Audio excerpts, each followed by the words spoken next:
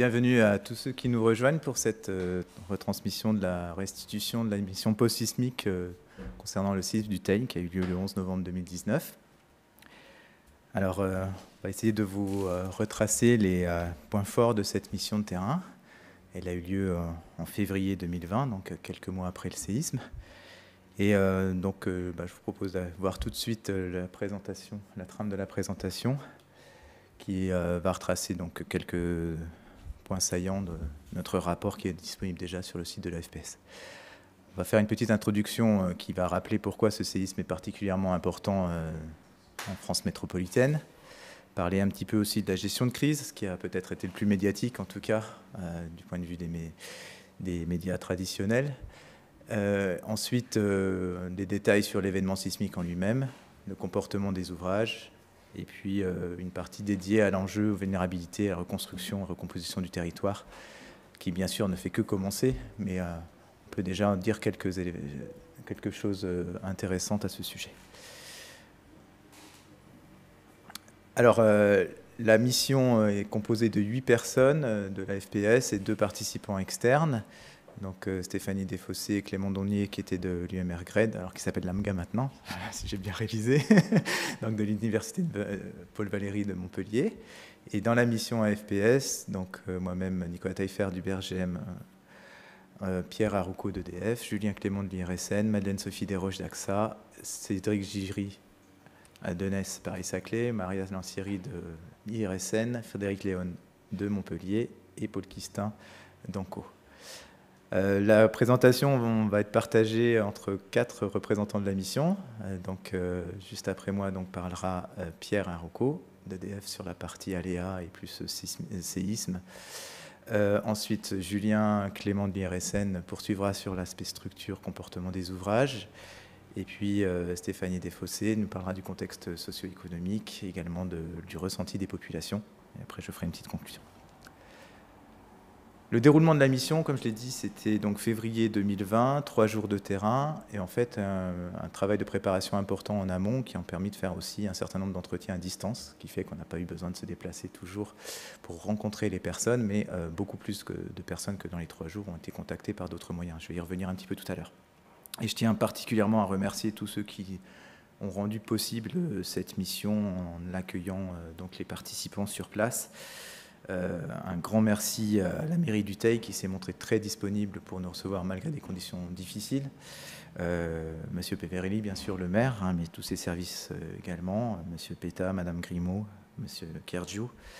On a aussi pu rencontrer des personnes qui, plus à titre individuel, nous ont apporté beaucoup dans la mission, Monsieur Beaulieu, Madame Morel, Monsieur Lopez également, et puis également d'autres soutiens à distance, on va dire, dans les différents ministères, dans les services de l'État, à la fois en centrale et en déconcentré, qui ont répondu à nos questions. Ils nous ont permis de mettre en contexte l'événement, au-delà de ce qu'on pouvait observer juste sur le terrain.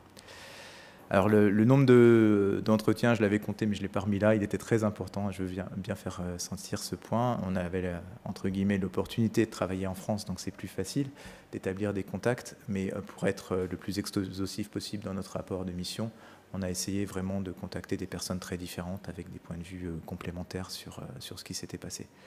Alors là encore, sans citer tout le monde, mais bien sûr le ministère a été représenté, l'ADREAL, la DDT, on a contacté aussi le CEREMA, les architectes de France, des structures locales comme Soliyar, qui est la structure utilisée par la mairie pour répondre à un certain nombre de besoins des sinistrés.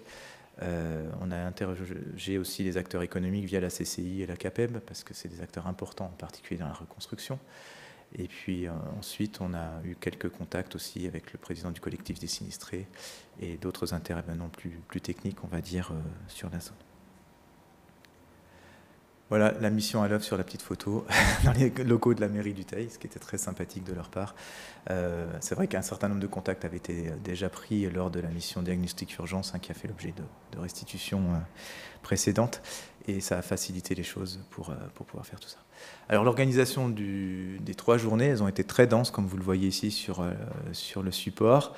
Lundi, beaucoup consacré à la mairie du Teil et puis aussi à la mairie de Condillac, qui est une commune à côté du Teil, la mairie de Viviers, et puis la mairie de Larnas. Donc ça fait beaucoup de personnes dans les différentes mairies qu'on a pu voir. Le mardi, des visites un peu plus orientées techniques et bâtiments pour l'essentiel. Donc on a pris des contacts par téléphone et puis ensuite on a pu visiter un certain nombre d'ouvrages, on a pu visiter le lycée, on a pu visiter des bâtiments de la mairie, prendre contact avec un bureau d'études qui est beaucoup impliqué dans les diagnostics et dans la reconstruction, donc avoir un point de vue aussi des ingénieurs là-dessus. Et on a pu rencontrer aussi pour un débrief les pompiers, donc ça c'était important aussi. Et mercredi, on s'est éloigné un petit peu. On a fait aussi du terrain au niveau de la faille. On est allé à Puy-Géron-Saint-Thomé. On a pu visiter aussi des ouvrages sur le canal le long du Rhône, etc. Donc voilà, un programme complet, bien riche, et qui a permis, je pense, d'aborder un certain nombre de points qui vont être retracés maintenant. Avant d'aller plus loin dans les différentes constat qu'on a pu faire. Je voudrais revenir sur la partie gestion de crise. Comme je l'ai dit, ça a fait l'objet de restitutions spécifiques par le groupe Urgence. Nous, on a pu avoir un retour de la part des personnes en local qui avaient été en interaction avec les intervenants de la cellule gestion de crise et ainsi avoir un point de vue aussi complémentaire sur ce qui a été fait. Donc ça a été largement partagé avec les collègues qui travaillent dans le dispositif urgence. Mais là, je vais remettre quelques éléments. D'abord, sur la cartographie des acteurs, on a essayé de faire cette cartographie pour savoir un peu qui intervient, à quel niveau, dans une crise de cette ampleur au Teil. Donc, la cellule importante, évidemment, c'est la cellule de crise qui est mise en place par le préfet, qui a été directement localisée dans la commune du Teil et qui comprend à la fois les services de la mairie, les services des pompiers et la gendarmerie, sous la direction, bien sûr, de la préfecture.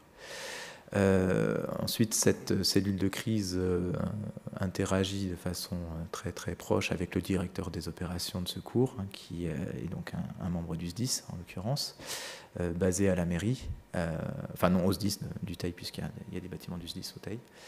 Et ensuite se déclinent différents intervenants qui interagissent sous la direction de ce directeur des opérations. Alors, les pompiers, on les retrouve à cet endroit-là. Ils étaient à la fois les pompiers, on va dire, locaux du Teil, bien sûr, appuyés par les pompiers de l'Ardèche et plus largement par un ensemble de délégations de pompiers de toute la métropole qui venaient en renfort, surtout sur les diagnostics d'urgence. La gendarmerie et la police municipale ont aussi beaucoup mobilisé. Parce que c'est eux qui assuraient à la fois la sécurité dans les premiers jours, mais aussi le contact avec la population. Voilà, pour le contact avec les occupants des bâtiments, la diffusion aussi des arrêtés de péril, etc. La sécurité civile est intervenue, et puis au niveau de la mairie, il y avait donc une organisation, on va dire, un peu duale entre les services techniques d'une part, et puis la maîtrise d'ouvrage urbaine et sociale, si je ne me trompe pas, l'acronyme MOUS, qui était en charge, elle, de vraiment répondre aux besoins des sinistrés. Voilà. Les services techniques s'occupaient plus de l'aspect diagnostic, remise en état des classes, etc., dans leur domaine d'activité. Et sous la direction donc, de ces deux cellules, il y avait un pôle d'accueil dédié aux sinistrés. Dans les premiers jours, on pris note des demandes d'intervention, et puis ensuite on suivit un peu dans le temps les différentes démarches administratives qui devaient être faites. Voilà. Et puis à côté de tout ça, eh bien, un grand nombre d'acteurs sur le terrain. Bien sûr, la FPS, il y a eu aussi des ONG, il y a eu des opérateurs privés, il y a eu des bureaux d'études mobilisés pour les diagnostics et pour les expertises, les assureurs, etc. Donc beaucoup de monde au total sur place. D'ailleurs, un ressenti dans la population des fois un peu mitigé parce qu'ils voient passer un certain nombre d'experts dont ils n'arrivent pas à faire la corrélation entre eux. Et bon, c'est logique dans une situation de crise comme ça, mais c'est vrai que c'est des fois un petit peu compliqué à comprendre. Et on va expliquer un petit peu plus tard quelles étaient les différentes étapes. Voilà, j'espère que ce n'est pas trop compliqué, mais vous avez plus de détails dans le rapport à ce sujet. Et puis, dernière chose sur la gestion de crise, donc le dispositif urgence de la FPS a été déployé pour la première fois en situation réelle, c'est à l'occasion du séisme du Teil. C'était une grande première et qui a très bien marché, qui a été très bien perçue en local et qui a donné lieu à un retour d'expérience très riche. Alors concrètement, c'est 43 bénévoles mobilisés sur 10 jours qui ont réalisé 600 diagnostics, donc c'est quelque chose d'énorme à l'échelle de l'association, et qui s'est inséré également dans une opération plus large pour couvrir l'ensemble des besoins en diagnostic, pas seulement au Teil, mais sur toutes les communes sinistrées, qui a été réalisée par les pompiers du SDIS, et donc à la fois de l'Ardèche et des autres SDIS venus en renfort. Donc sur la petite image à gauche de la présentation. Là, vous avez la répartition des diagnostics qui ont été réalisés. En vert, c'est les bâtiments qui ne présentaient pas de danger particulier. En jaune, ceux qui nécessitaient une intervention mais qui pouvaient être réoccupés rapidement. Et en rouge, ceux dont l'accès devait être interdit. Le gros camembert, c'est forcément la commune du Teil qui est plus peuplée que les autres et puis là où il y a la majeure partie des dégâts. Mais on voit quand même que sur tout le département de l'Ardèche, ici, les interventions sont réparties sur un certain nombre de communes. Donc la FPS est surtout intervenue au Teil, à la commune du Teil. Et sur la partie droite de l'image, vous voyez, alors c'est pas forcément très clair à cette échelle, mais c'est important quand même de la voir, vous avez la commune du Teil avec les points qui correspondent aux ouvrages que nous avons visités, avec la couleur correspondant à leur classement de dangerosité, on va dire. Et vous voyez qu'elle est répartie sur toute la commune, sachant que la faille qui a rompu se situe en bas de l'image ici, au sud de la commune. Voilà, quasiment dans l'alignement de la voie principale, après de la rue principale ici. Donc on voit une petite répartition des bâtiments visités par la FPS cette fois-ci, uniquement, et on peut se rendre compte également que les dommages plus importants, les cercles rouges ici, sont localisés dans des parties bien précises de la commune. Voilà, je n'en dis pas plus sur cet aspect-là, mais c'est quand même un aspect important, et je passe la parole à Pierre qui va nous parler de l'événement sismique et du contexte géologique. Merci. Le bouton vert. Ok. Donc, merci. Donc, le séisme du Teil s'est produit le 11 novembre 2019 à 11h52 heure locale. Il a eu lieu dans le sud de la commune du Teil, proche de sa limite avec la commune de Viviers.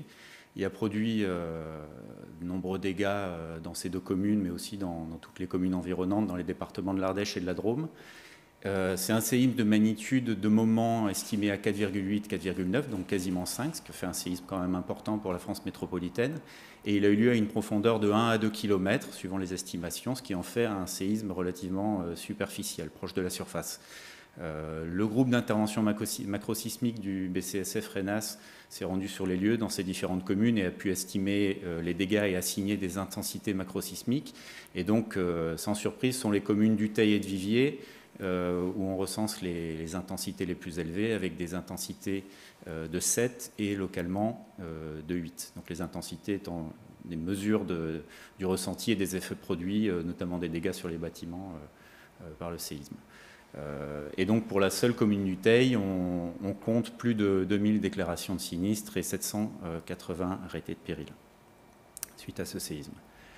C'est un séisme qui est relativement atypique à divers égards. Je vous ai parlé de sa magnitude et de sa profondeur. Ici, vous avez deux histogrammes.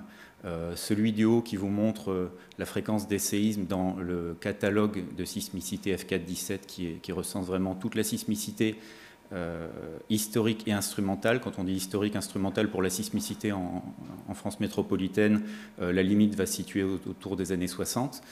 Et donc, vous voyez qu'on a des profondeurs qui varient qui vont jusqu'à une vingtaine de kilomètres et des magnitudes qui sont essentiellement inférieures à 3.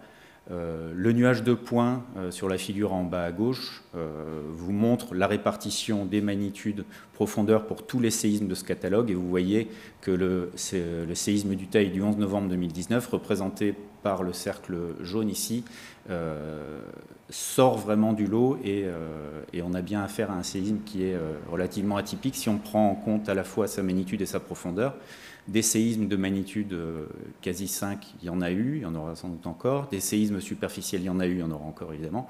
Par contre, c'est cette combinaison des deux qui fait qu'il y a quelque chose de particulier avec ce séisme, et notamment, c'est ça qui explique aussi en partie les dégâts qui ont pu être recensés.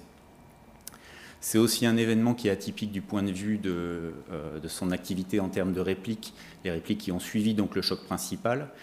Comme c'était rappelé dans le rapport CNRS, du GT-CNRS, qui a été publié quelques jours après le séisme, on serait attendu pour un magnitude 5, ce qui est le cas du séisme du Teil, à une réplique de magnitude 3,8 à 4, une dizaine de répliques de magnitude 3, une centaine de répliques de magnitude 2. Or, dans les jours qui ont suivi, il y a eu très peu de répliques. Alors il y en a d'autres qui ont été recensées par la suite, 80 répliques par Michael Langlais de Grenoble. Il y a d'autres groupes qui ont travaillé là-dessus, je pense les gens de Nice, par exemple, les laboratoires Géosciences Azur. Mais donc, peu de répliques dans les jours qu'on suivi et une magnitude maximale pour ces répliques de l'ordre de 2,8, avec uniquement 2 répliques qui ont des valeurs de magnitude de cet ordre-là. Donc, un séisme atypique de ce point de vue-là également. C'est aussi un séisme qui, pour la première fois dans la sismicité instrumentale, a produit une rupture de surface qui a pu être identifiée et assignée de manière sans ambiguïté à ce séisme. Donc un séisme, c'est un mouvement sur une faille, donc c'est un plan qui sépare 2 blocs qui bougent l'un par rapport à l'autre. Quand le séisme a lieu en profondeur, ce mouvement qui provoque la rupture ne se propage pas jusqu'en surface, mais le caractère superficiel de séisme associé à sa magnitude modérée à élevée a pu produire une rupture qui s'est propagée jusqu'à la surface et qui a pu être observée par un groupe de géologues qui s'est rendu sur place le lendemain ou le surlendemain. Et vous voyez sur la droite le premier indice de cette rupture qui a pu être identifié. Et à gauche, vous voyez qu'on a un déplacement vertical qui est de l'ordre d'une dizaine de centimètres. Et donc ce groupe de géologues qui s'est rendu sur le terrain, en fait, ils ont été un peu guidés à la fois par l'information géologique, des cartes géologiques, par les localisations qui ont été réalisées par les organismes de surveillance sismique, mais aussi, et ça c'est aussi quelque chose qui est assez nouveau et qui est venu avec ce séisme, c'est qu'on a pu identifier la faille responsable de séisme à partir de données satellitaires. Donc très rapidement, il y a des groupes qui ont travaillé à analyser les images satellites d'un réseau de satellites qui s'appelle Sentinel pour identifier les mouvements qui avaient été associés à la surface dans la région du Teil. Et ce qu'on voit sur la figure en haut à gauche, c'est une image interprétée de ces données-là qui vous montre en rouge des mouvements vers le haut et en bleu des mouvements vers le bas. Et vous voyez que la limite est très nette entre la zone qui est remontée et la zone qui est descendue.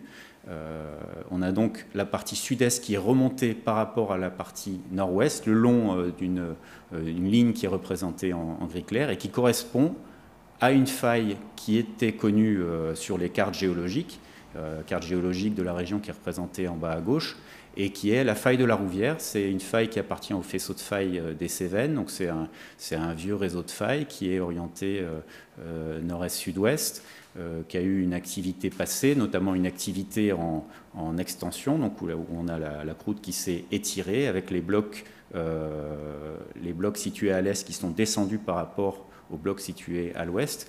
Et dans le cas du séisme du Teil, ce qui est représenté en bas à droite, c'est un mouvement inverse de ces mouvements qui avaient pu avoir lieu il y a une vingtaine de millions d'années. Et on a donc le bloc sud-est qui est remonté par rapport au bloc nord-ouest le long de cette faille qui est la faille de la Rouvière. Ce séisme, il a pu être observé par l'ensemble des stations des réseaux sismologiques nationaux, donc avec le développement ces dernières années des différents réseaux, on commence à avoir une bonne couverture du territoire national, en tout cas pour la France métropolitaine avec ces réseaux, et donc il a été relativement bien observé. Ça c'est une carte qui a été publiée récemment par Amaury Valage. Je vous montrerai une liste d'articles qui ont été publiés récemment sur ce sujet. Il y a une activité de recherche dans les sciences de la Terre qui est assez active sur le séisme du Teil. Et donc là, vous avez 3 exemples d'accélérogrammes qui ont été enregistrés à proximité de l'épicentre, donc à des distances entre 15 et 30 km. Et donc ce sont des accélérogrammes, et vous voyez que les valeurs d'accélération maximale qui ont pu être observées varient assez rapidement avec la distance épicentrale, pour des raisons qui ne sont pas forcément connues, peut-être des raisons liées à la source, peut-être des raisons liées à l'atténuation de la région, peut-être des raisons liées à son caractère superficiel. Donc ça, ce sont des travaux qui sont encore en cours pour bien comprendre toute l'information qu'on peut tirer des enregistrements qui ont été faits lors du séisme du Teil. Et encore une fois, un séisme relativement atypique et dont il faut essayer de comprendre l'ensemble des caractéristiques. Le contexte géologique et tectonique pour cette région, c'est donc, on est dans le sud-est de la France, on est ici dans la région du sillon rhodanien. On a une géologie qui est caractérisée par des calcaires et des marnes crétacés qui sont déposés il y a 115-140 millions d'années, qui ont été ensuite repris lors de la tectonique alpine et pyrénéenne en compression, et donc ont été déformés à cette époque-là. Et il y avait un certain nombre de failles, ces failles du réseau des Cévennes, qui étaient antérieures à tous ces épisodes-là, qui ont également été actifs pendant tous ces temps géologiques, et qui ont pu être réactivés dans le champ de contrainte actuel, qui est plutôt compressif, et donc c'est donc un mouvement de compression qui a bougé le bloc nord-est par rapport au bloc nord-ouest, comme vous voyez sur le schéma en haut à droite. Et c'est bien ce type de mouvement qu'on a sur la faille de la Rouvière pour le séisme du Teil. Donc une géologie plutôt crétacée, des failles préexistantes qui sont remobilisées dans le champ de contrainte actuel de la tectonique moderne. La sismicité de la région, elle est relativement connue. La base de données SIS-France qui recense les séismes historiques indique qu'on a une activité à partir du XVIe siècle qui est documentée. À partir du XVIIIe, on observe une sismicité en essaim dans la région du Tricastin, donc située un petit peu plus au sud-est. Et donc c'est une activité qui est très particulière, qui n'est pas une activité choc principal réplique, mais des crises sismiques avec des petits séismes, des séismes un peu plus importants pendant quelques jours, quelques semaines, quelques mois, quelques années parfois, et puis ensuite un arrêt total de l'activité. Et donc il y a eu un certain nombre de crises sismiques, la première donc au XVIIIe siècle, 1773, ensuite en 1873, une autre crise au XXe siècle, en 1933, de 1933 à 1936, et la dernière qui a eu lieu de 2002 à 2009, qui celle-là a pu être caractérisée par des instruments qui avaient été installés dans la région où a eu lieu cette activité, qui montrent que ces séismes étaient très superficiels. Donc ça revient un petit peu à ce qui a pu être observé pour le séisme du Teil. On a aussi une activité superficielle, mais on est dans des mécanismes qui sont très différents, parce que dans le cas du séisme du Teil, on a bien un choc principal, des répliques, on n'a pas une activité en essaim. Par contre, il y a eu des dégâts importants par le passé, donc vous voyez sur la figure de gauche, une figure qui représente les effets en termes d'intensité macrosismique du séisme, d'un des séismes principaux de la crise de 1873, avec donc les cercles concentriques là, qui vous montrent la décroissance de l'intensité avec la distance. Et vous voyez que proche de la zone épicentrale probable de séisme, on a eu des intensités jusqu'à 7. Et je vous ai dit tout à l'heure que pour le séisme du Teil, dans la commune de Viviers et du Teil, on avait des intensités 7 et aussi localement des intensités 8, ce qui montre bien que ce séisme-là, il est particulièrement important pour... il est particulier vis-à-vis de ce qu'on connaît de la sismicité de cette région, même si encore une fois ce n'est pas une surprise totale. On sait qu'il y a de la sismicité dans cette région, on peut avoir des magnitudes élevées, on peut avoir des séismes qui produisent des dégâts, mais il y a quand même tout un tas d'observations et de caractéristiques de séismes qui en font un événement relativement unique. Donc c'est un travail, comme je disais tout à l'heure, quand je vous ai montré la carte de l'Arctique d'Amaury-Vallage, qui donne lieu à beaucoup de travaux dans la communauté des géosciences. Il y a déjà plusieurs papiers qui ont pu être publiés. Là, j'en ai indiqué 4. Il y a aussi des projets ANR qui ont été déposés, dont certains sont en bonne voie. Des thèses qui vont débuter dans les années qui viennent. Donc il y a vraiment beaucoup de travail qui est réalisé. Et puis, on a aussi un certain nombre de reconnaissances géologiques dans cette région pour comprendre la géologie locale, pour comprendre quelle est la géométrie des failles et quelle est leur activité actuelle et passée. Et donc, on a notamment une série de campagnes d'imagerie sismique avec des camions vibrateurs qui produisent des ondes qui sont envoyées dans le sol et qui sont ensuite enregistrées par des capteurs pour avoir un signal qui peut ensuite être analysé pour réaliser une imagerie du sous-sol, semblable à ce qui se fait en imagerie médicale. Donc ça, vous avez sur la carte à droite trois lignes qui sont prévues, qui sont des lignes où ces camions vibreurs vont aller envoyer leurs ondes. Ce sont des campagnes qui sont très lourdes en termes d'organisation, de logistique. C'est beaucoup de travail, c'est aussi beaucoup d'investissement. C'est plusieurs centaines de milliers d'euros qui sont injectés dans ce genre de campagne. Mais on espère quand même avoir ensuite une image en 3 dimensions de la géologie locale et on espère une meilleure compréhension de la sismicité de cette zone. Et il y a aussi, par ailleurs, et je terminerai là-dessus, un certain nombre d'investigations plus d'ordre géologique et paléosismologique. Ça, c'est un travail qui est piloté par Jean-François Ritz à l'Université de Montpellier, avec des tranchées paléosismologiques où on creuse pour aller retrouver des traces d'anciens séismes et éventuellement les dater pour avoir une idée plus claire de ce qui se passe dans le temps. Et donc ça, c'est quelque chose qui est relativement nouveau pour la France métropolitaine, parce que les méthodes qui s'appliquent dans d'autres régions où on a une activité plus nette et plus vigoureuse ne peuvent pas s'appliquer dans une région comme la France, qui est une région qui est relativement calme finalement d'un point de vue tectonique.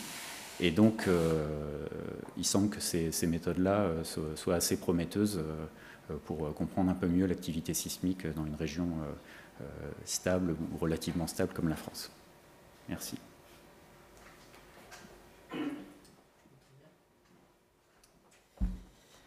Donc, bonjour à tous. Moi, je vais vous parler de génie civil et de comportement des structures. Donc, pour commencer, le contexte constructif. Donc, on a un parc immobilier qui est composé d'habitations individuelles anciennes, d'habitations individuelles plus récentes, donc, qui peuvent être en maçonnerie et en béton armé, d'habitations collectives en béton armé, et aussi d'établissements recevant du public en maçonnerie et ou en béton armé. Et enfin, bien entendu, on trouve des monuments historiques, forcément en maçonnerie. Donc c'est en plus du séisme une région qui est soumise à d'autres aléas. CF la carte, on a ici le risque de gonflement des sols lié à l'argile, et il y a aussi le risque d'inondation et ou de coulée de boue qui, environ tous les 5 à 10 ans, conduit à des événements.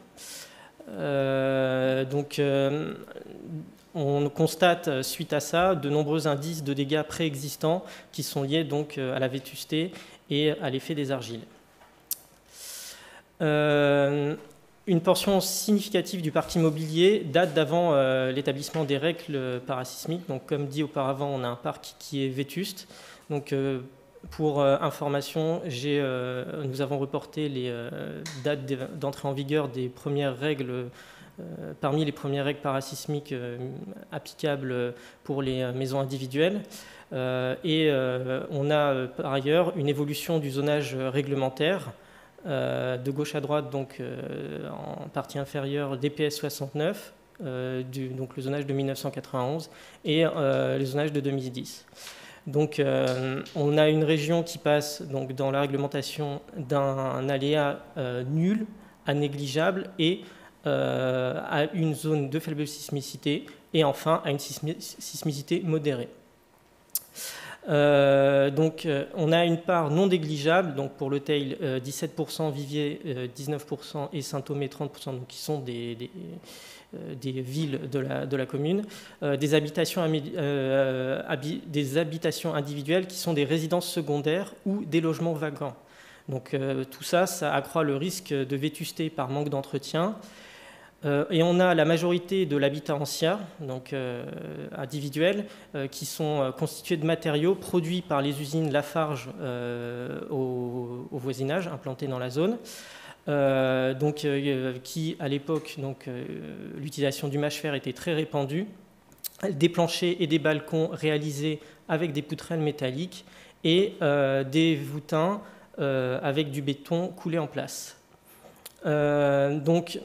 lors de la mission, les dommages qui ont été relevés sur le bâti ancien ont pu être effectués dans divers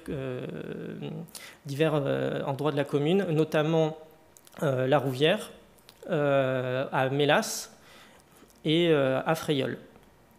Alors, pour l'habitat individuel ancien, donc qui est majoritairement en maçonnerie de pierre brute et ou de moellon, donc qui sont des classes de vulnérabilité A ou B, on constate qu'il y a déjà des dégâts qui sont initialement présents et qui peuvent atteindre le degré 2 sur l'échelle EMS 98.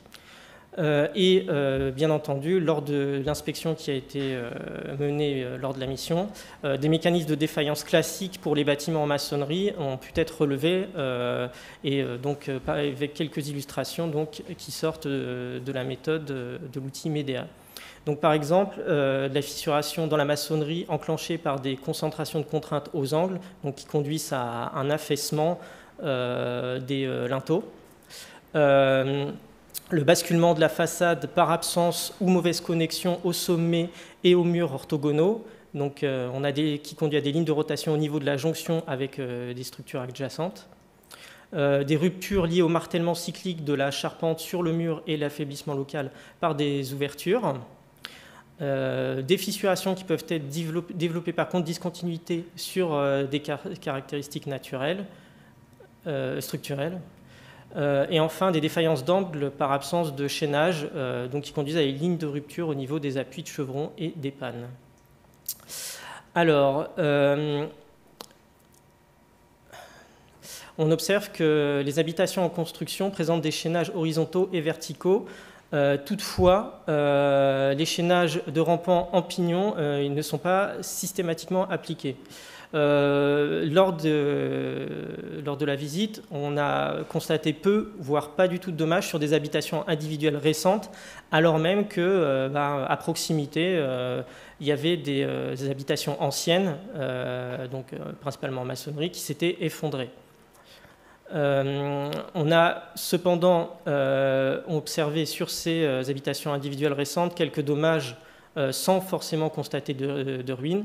Donc typiquement, ici on a une poutre de décoration en béton préfabriqué au niveau d'une terrasse qui s'est désolidarisée. Au niveau de l'appui de la poutre et sur le pignon opposé, on a une rupture du chaînage par défaut de recouvrement des barres et défaut d'ancrage. Ici, on a une maison en maçonnerie qui est endommagée due à un tassement du sol au séisme, en sachant que cette maison était située à 200 mètres d'une petite falaise. Alors maintenant, on va s'intéresser aux établissements recevant du public et débuter par la mairie du Teil. Donc, il s'agit d'une construction ancienne située en centre-ville, sur 2 étages et elle présente des désordres principalement localisés à l'intérieur. Donc on a une fissuration de l'escalier principal qui a été très rapidement étayée et on a beaucoup de fissurations au niveau des cloisons, donc non forcément structurelles, et des chutes de faux plafonds, donc qui sont des désordres, on va dire, les 2 derniers qui sont des désordres du second œuvre. Alors, il y a le lycée technique privé Saint-André qui nous a permis de constater, qui a été un théâtre intéressant, on a pu voir beaucoup de choses différentes. Donc, c'est un lycée qui se compose de plusieurs bâtiments de techniques de construction différents et de différentes époques. Donc, on a pour commencer donc, un bâtiment extension atelier donc, qui date de 2011, qui est en charpente métallique. Un bâtiment plus ancien, atelier électricité et mécanique, donc mixte, construction métallique et maçonnerie, qui lui est âgé de 30 ans.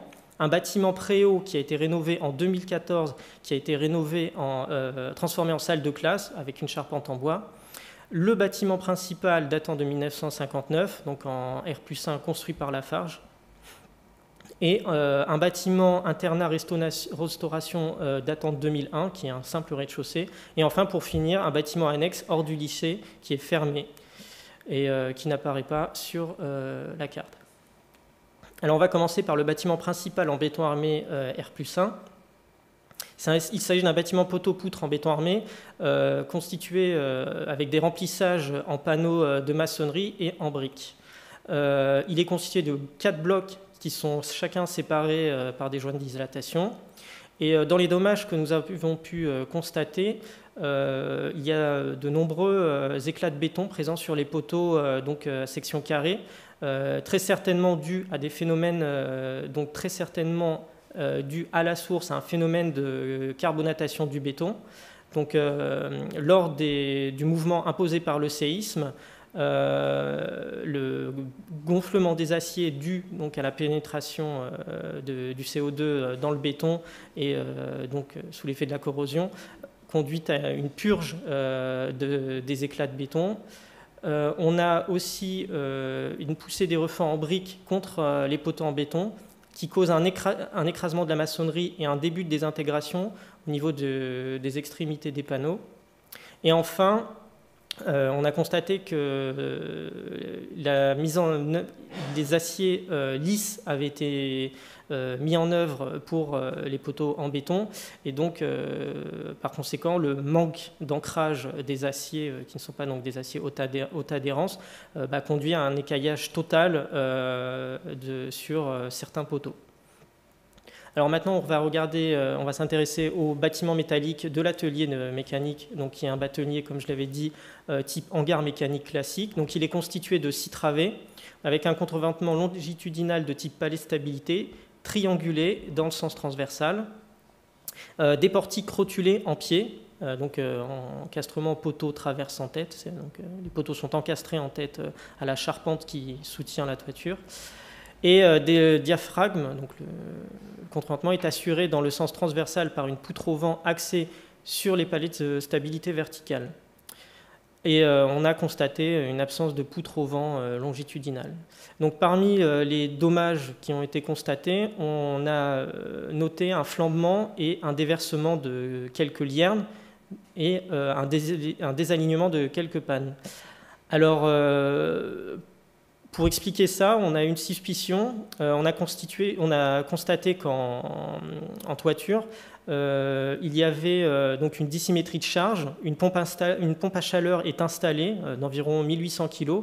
Et on suppose donc que cette dissymétrie, lors du mouvement sismique, a induit les dommages observés qui sont à proximité donc, de cet équipement lourd. Enfin, on va s'intéresser à quelques observations faites dans le bâtiment maçonnerie des ateliers. Donc, comme j'avais dit, ouvrage en maçonnerie avec une toiture en charpente métallique. Donc, pour quelques informations sur la liaison entre la toiture et la maçonnerie, donc on a une liaison des poutres métalliques, donc toiture et le chaînage avec les poutres en béton en tête de mur qui sont réalisées par des platines métalliques ancrées au moyen de chevilles. Donc l'observation de ces ancrages a permis de constater l'apparition de dégâts au niveau de ces ancrages suite à la secousse et aussi pour d'autres du desserrement des écrous et donc du glissement de goujons de support des murs.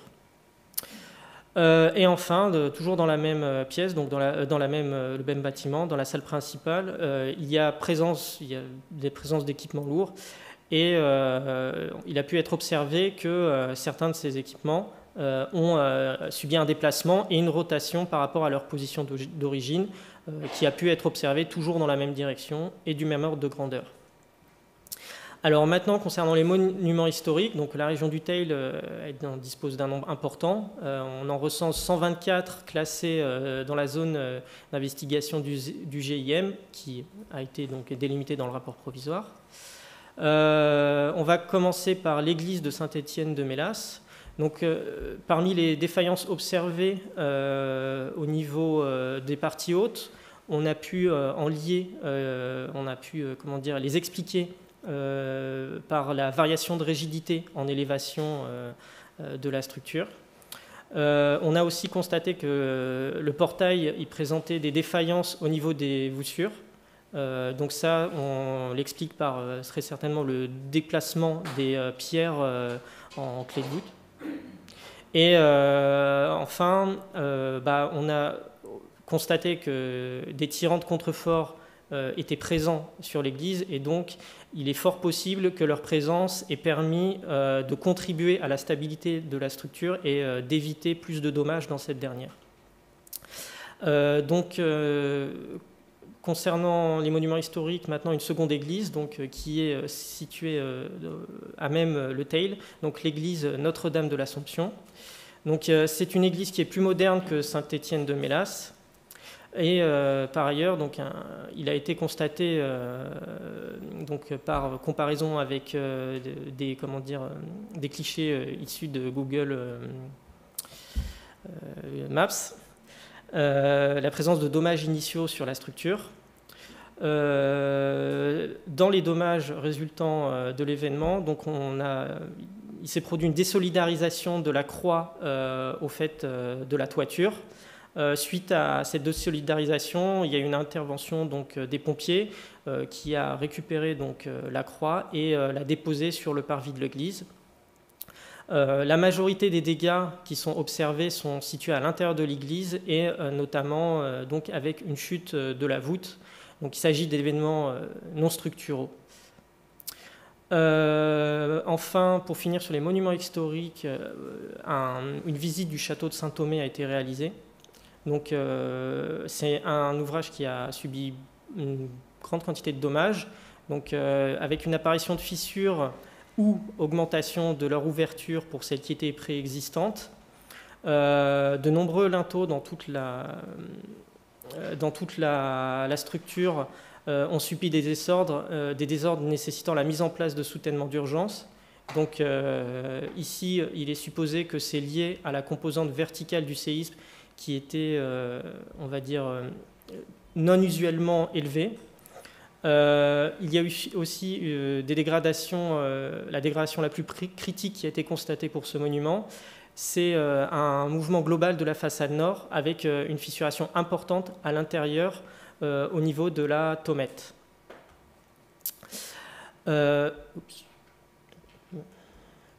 Enfin, on va finir cette présentation sur les confortements d'urgence et la pratique française. Lors de la visite, un grand nombre de confortements d'urgence ont pu être observés et qui ont été très rapidement mis en place, principalement par les pompiers et les entreprises locales. Donc généralement, ils sont faits dans les règles de l'art, avec une conception efficace. Toutefois, quelques cas qui ont été observés lors des visites ont suscité quelques questionnements quant à leur efficacité. Donc là, par exemple, on a ici la pose d'étais métalliques qui sont très élancés et de fièvre de diamètre contre la façade, qui peuvent conduire à un risque de flambement et donc à un basculement de la façade. On a aussi constaté des blocs de béton non scellés qui pouvaient conduire, en cas d'effort horizontal trop important, à un glissement de ces derniers et donc ne pas assurer la stabilité des façades qui étaient mises en défaut. Merci. Merci, bonjour à tous. Eh bien, après l'explication de ce phénomène physique, moi je vais plutôt m'attarder sur les composantes territoriales et sociales autour d'un événement comme le séisme du Teil. Je vais revenir assez rapidement sur les conséquences du séisme, finalement qui seront des grandes généralités par rapport à tout ce qui a été déjà dit auparavant. Et puis j'insisterai sur les enjeux et les vulnérabilités, puisqu'elles peuvent en partie expliquer les conséquences d'un tel événement. Ce sont des approches qu'on développe en géographie des risques notamment. Donc pour revenir sur les conséquences du séisme, ce qu'on peut dire, c'est qu'il y a un impact du contexte territorial sur la crise, sur la manière dont est gérée la crise. Ça a été notamment évoqué tout à l'heure par Nicolas, mais aussi sur la façon dont le territoire va récupérer. On parle de relèvement territorial, et donc la façon dont le territoire va récupérer après un tel événement. Alors, on l'a dit, il y a eu plus de 2000 déclarations de sinistres, 780 arrêtés de péril, 1400 personnes relogées. Ça représente à peu près la moitié du parc du logement du Teil, ce qui est vraiment important. Donc il y a ces dommages aux constructions qui sont visibles, qui sont directs. On voit des habitations détruites parfois totalement, parfois endommagées, parfois fissurées. Mais il y a aussi toutes les conséquences indirectes ou invisibles, notamment les impacts socio-économiques qui ont lieu sur du court terme, sur du moyen terme et sur du long terme. Voilà, 1 an et demi après l'événement, le territoire ne s'est toujours pas relevé. Se pose encore des questions sur la façon dont il va se relever également. Et puis, on a focalisé beaucoup, évidemment, la restitution sur le Teil, puisque c'est la commune qui a été la plus touchée en termes de nombre de sinistres, mais en termes de proportion par rapport au nombre d'habitants aussi. Mais en fait, le séisme a été ressenti dans plusieurs dizaines de communes, et 34 communes ont fait l'objet d'un arrêté de catastrophe naturelle, permettant donc une indemnisation, puisque sans cet arrêté de catastrophe naturelle, les sinistrés n'auraient pas pu bénéficier d'indemnisation du fonds Barnier notamment. Ces arrêtés de catastrophe naturelle, vous le voyez sur cette carte, ont eu lieu à différentes étapes. Pour les premières, une dizaine de jours après le séisme, et puis pour les dernières, en mars 2021, donc plusieurs mois après le séisme, en faisant ce qu'on pourrait dire un peu de forcing pour que l'arrêté de catastrophe naturelle soit pris sur la commune et que les sinistrés puissent bénéficier d'aide financière notamment. J'en dirai peut-être un mot tout à l'heure, mais cet arrêté CatNat, le séisme en fait est en dessous du seuil à partir duquel on déclenche l'arrêté de CatNat normalement. Mais je pense que vu le caractère exceptionnel de l'événement sur la France métropolitaine, il a été décidé d'appliquer cet arrêté CatNat sur le Teil, les communes alentours. Ensuite, je vous disais que j'allais insister sur les enjeux et les vulnérabilités. Alors, les enjeux, sont les biens et les personnes qui peuvent être touchés directement ou indirectement par le séisme ou par tout type d'événement naturel. Et puis, la vulnérabilité, on l'a définie comme une propension à l'endommagement. Alors, la vulnérabilité, elle se définit, elle s'évalue à différentes échelles spatiales notamment. Elle peut être aussi très technique et puis elle peut être plus généraliste. Par exemple, on parlait des bâtiments tout à l'heure, un bâtiment qui est aux normes parasismiques va être évidemment moins vulnérable qu'un bâtiment qui n'est pas aux normes parasismiques. Mais la vulnérabilité, elle s'évalue aussi à un plus large spectre, notamment en faisant un diagnostic territorial qui va nous permettre, à partir de caractéristiques socio-économiques, démographiques, de jauger un petit peu le territoire, de le placer par rapport à une norme de développement. Alors ce sont des indicateurs qui sont critiquables, mais dont on se sert justement pour évaluer une situation, donner une image du territoire. Cet outil d'évaluation de la vulnérabilité, il a été fait ici a posteriori, c'est-à-dire après un événement majeur, le séisme, mais il peut être fait tout à fait a priori. C'est-à-dire que ce sont des données dont on n'a pas besoin qu'il se soit passé quelque chose sur le terrain pour les avoir. Ce sont des données statistiques notamment, et puis des données de relevé de terrain aussi qu'on peut faire de visu. Je vais insister sur le Teil, mais quand même revenir sur une échelle un petit peu plus large, parce que les arrêtés CatNat, c'est comme ça qu'on a identifié les communes les plus touchées. Elles se sont étendues donc sur 2 départements, la Drôme et l'Ardèche, et on s'est assez vite rendu compte que, comme je l'ai indiqué sur la diapo, le Rhône est peut-être un symbole de fracture socio-économique, parce qu'il y avait une rivalité ou des tensions latentes entre les 2 départements, l'un considéré plus riche et l'autre considéré moins riche ou moins développé. Alors considéré par quels acteurs ? Parfois des acteurs institutionnels, mais surtout par les populations elles-mêmes. Et ça a pu créer des tensions, notamment dans la phase d'urgence pour la gestion de crise, où certaines communes se sont lésées, plus au niveau des particuliers que des institutions, mais parfois les institutionnels nous ont fait remonter aussi ces informations. Donc ce sont des territoires qui sont périurbains ou ruraux, très faiblement peuplés. Je pense qu'il y a une dizaine de communes où il y a plus de 8000 habitants. Donc on est vraiment sur un nombre d'habitants très faible, donc faiblement urbanisés, pas de densité urbaine. Et puis ils sont centralisés autour de Montélimar, qui va venir capter toutes les activités et ensuite évidemment être un pôle d'emploi, un pôle d'attractivité. Et donc cette centralité de Montélimar, elle a exacerber un petit peu les tensions autour de la gestion de crise, de la gestion de l'urgence et de la prise en compte des sinistrés. Alors même que du côté drômois, le nombre de sinistres était moins important que du côté ardéchois.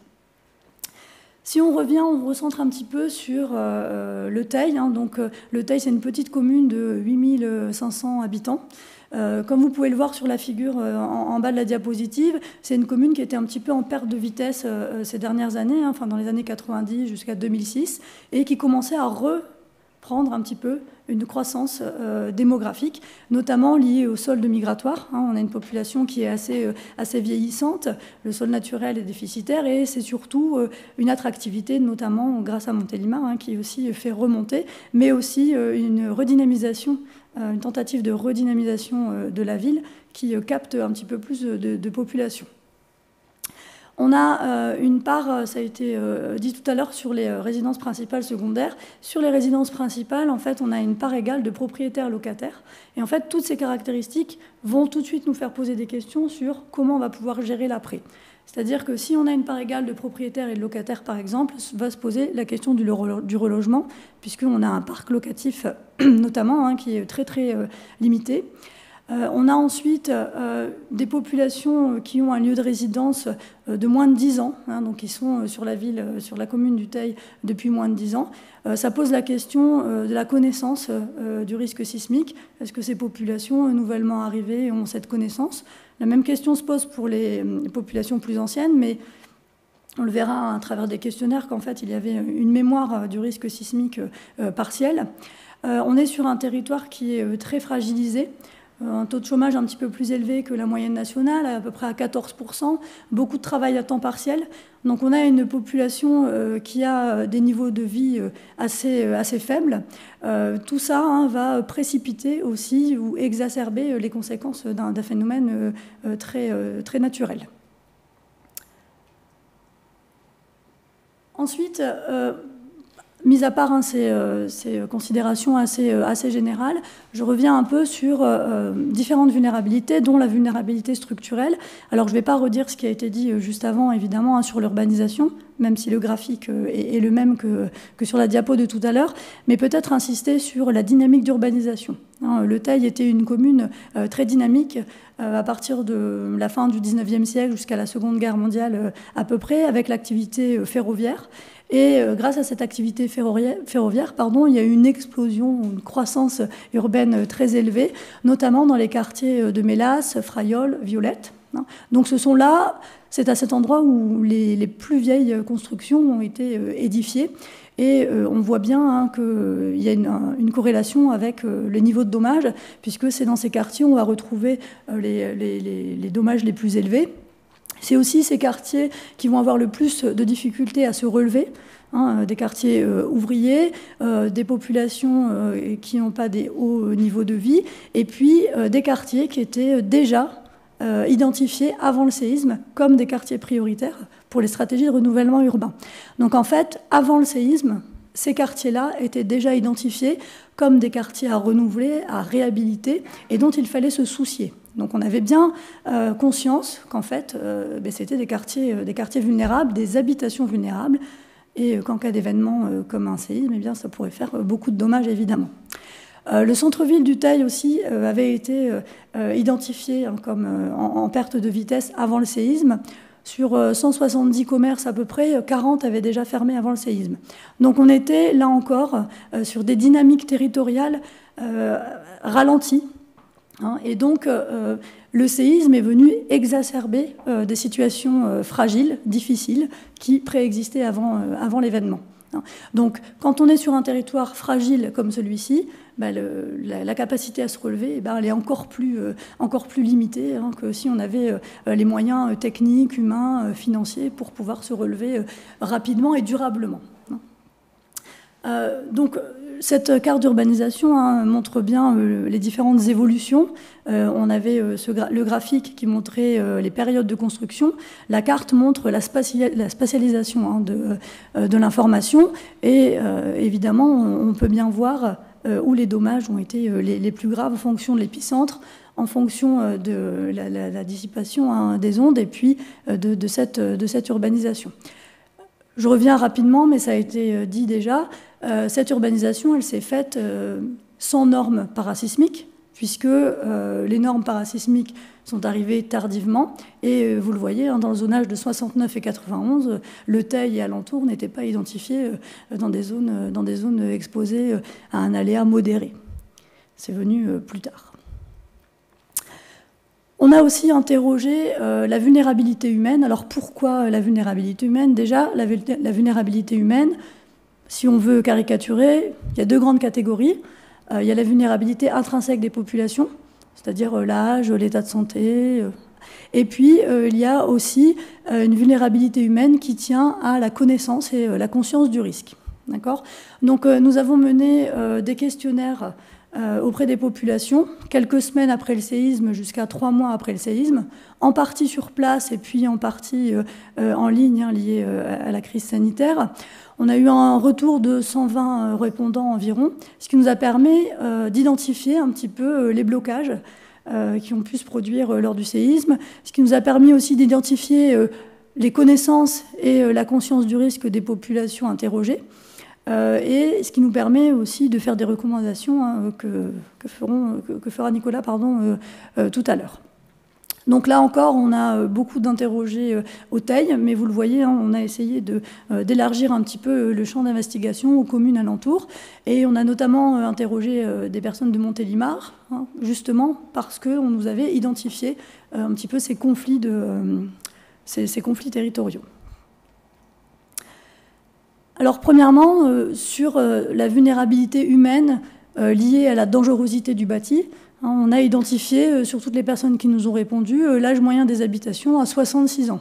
Donc ça corrobore ce qui a été dit tout à l'heure, ça corrobore la cartographie montrée juste avant. Donc on a quand même des habitations anciennes, vétustes, je l'ai dit, qui faisaient partie d'un projet de rénovation urbaine. Et donc un tiers à peu près des répondants ont cité des dégâts à la construction assez importants. Mis à part cette vulnérabilité humaine liée à la dangerosité du bâti, on va s'attarder un petit peu maintenant sur le vécu et aussi sur leur connaissance du séisme. Très peu, finalement, ont identifié qu'ils avaient affaire à un séisme. 14% seulement des personnes interrogées, et puis ça a été corroboré par des témoignages informels qu'on a eus aussi au gré du terrain. Tout le monde s'est posé la question de ce qui se passait. Les secousses ont été précédées d'un bruit d'explosion. Donc, tout de suite, comme il y a une usine, l'usine Lafarge à proximité, les populations se sont dit, il y a un tir de mine, il est un peu plus fort que d'habitude, et puis ça fait trembler. Ensuite, certains se sont dit, ce sont une des centrales nucléaires qui a explosé, puisque, je rappelle, le Teil est situé entre Cruas et Tricastin, 2 centrales nucléaires sur le Rhône. Et puis, dernier élément, beaucoup de personnes nous ont parlé d'un crash aérien.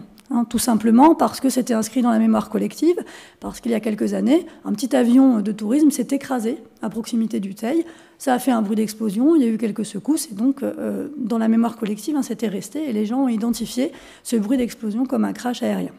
Donc finalement, très peu ont pris conscience que c'était un séisme.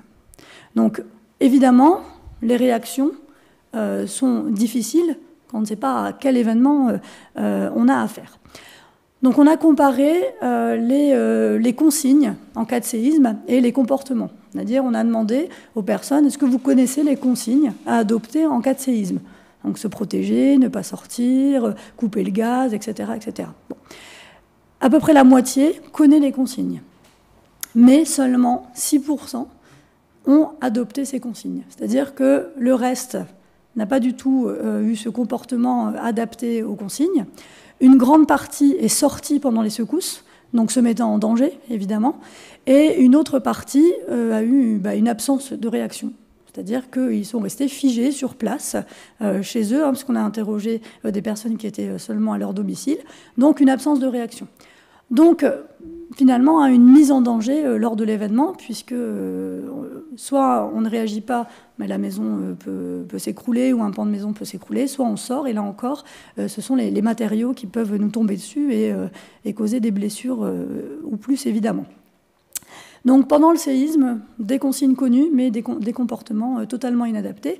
Alors évidemment, on l'explique par l'absence d'expérience. C'est-à-dire qu'on a beau savoir, on a beau avoir vu dans des reportages ou lu quelque part que s'il y a un séisme, il faut se mettre sous la table pour se protéger. Quand il se passe des secousses et qu'on ne sait pas qu'il est en train de se produire un séisme, évidemment, on n'a pas le réflexe de le faire. Pour après, pour les comportements après le séisme, c'est-à-dire juste à la fin des secousses, là encore, les populations interrogées montrent des connaissances sur ce qu'il faut faire, et notamment sortir du bâtiment.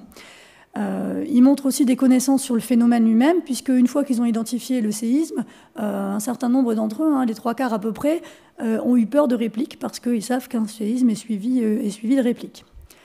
Malgré ces connaissances et malgré ce comportement adapté, en fait, le comportement de sortie après le séisme n'est pas du tout lié à une consigne connue, il est simplement lié à la recherche d'informations. C'est-à-dire que comme 85% d'entre eux ne savaient pas qu'il venait de se produire un séisme, ils sont sortis, essayer de discuter avec les voisins, avec les gens qui passaient dans la rue pour savoir qu'est-ce qui vient de se passer. Donc on n'est pas non plus sur un comportement adapté par connaissance du risque. Et en plus, il y a eu des retours très rapides dans les habitations. Là encore, à peu près 3/4 des interrogés sont retournés dans leur habitation moins de 10 minutes après la fin des secousses, alors même qu'ils avaient peur des répliques. Donc on voit qu'il y a vraiment une dualité là dans les comportements où on ne sait pas exactement ce qu'il faut faire, et donc on l'a expliqué par l'absence d'expérience, évidemment. Pour la petite anecdote, on est allé interroger la maire d'une commune, et sa fille était dans une école de la commune. Ils avaient fait un exercice séisme quelques mois auparavant. Eh bien, voilà, elle était chez elle, elle a dit à ses parents, vite, on se met sous la table, elle a identifié le séisme, elle a identifié la consigne, et elle l'a appliquée. Donc, ça montre, alors c'est une expérience, c'est anecdotique évidemment, mais sur d'autres événements, on sait que l'exercice et la répétition des exercices aident à avoir des comportements plus adaptés. En termes de connaissances, on s'est rendu compte aussi que la survenance de ce type de séisme en métropole était vraiment mésestimée, sous-estimée. Il y a un souvenir partiel du séisme de Lambesc qui a marqué les esprits. Certains interrogés ont évoqué aussi un séisme à la fin du XIXe siècle, donc probablement celui dont il était question tout à l'heure. Mais voilà, ça reste quand même anecdotique. Et puis, le souvenir de Lambesc, c'est une expérience vécue qui a été transmise, pas une expérience vécue directement. Donc ça peut causer des biais aussi bien dans la perception que dans la mémoire. Il y a à peu près 20% des populations qui nous ont répondu qu'un type d'événement de ce genre pouvait arriver tous les 100 ans en France. Alors bon, c'est vrai qu'on n'a pas du tout une perception réelle du risque sismique en France. Alors on n'est pas sur des zones d'aléas forts comme on peut retrouver dans les Outre-mer, mais voilà, il y a un certain nombre de populations, et ça s'est répété sur d'autres territoires qu'on a interrogés aussi, n'ont pas du tout d'idée sur la survenance de séismes possibles en France métropolitaine. Ensuite, finalement, ce séisme donne des apprentissages. C'est-à-dire qu'il y a un effet piqûre de rappel, c'est-à-dire que on ne se souvenait pas qu'on était en zone sismique, et bien maintenant on va s'en souvenir, on va peut-être être plus attentif, et les populations sont en demande d'informations. Donc très peu avaient conscience d'être exposés au séisme. Pour eux, le Teil n'était pas du tout dans une zone de sismicité, même pas modérée et même pas faible. Peu ou pas de prévention, donc pas de mesures individuelles. On l'a dit tout à l'heure, très peu de maisons aux normes parasismiques, connaissance des consignes pour la moitié d'entre eux seulement, et puis une application, on l'a vu, pas toujours adaptée. Donc un défaut d'expérience et un défaut d'information.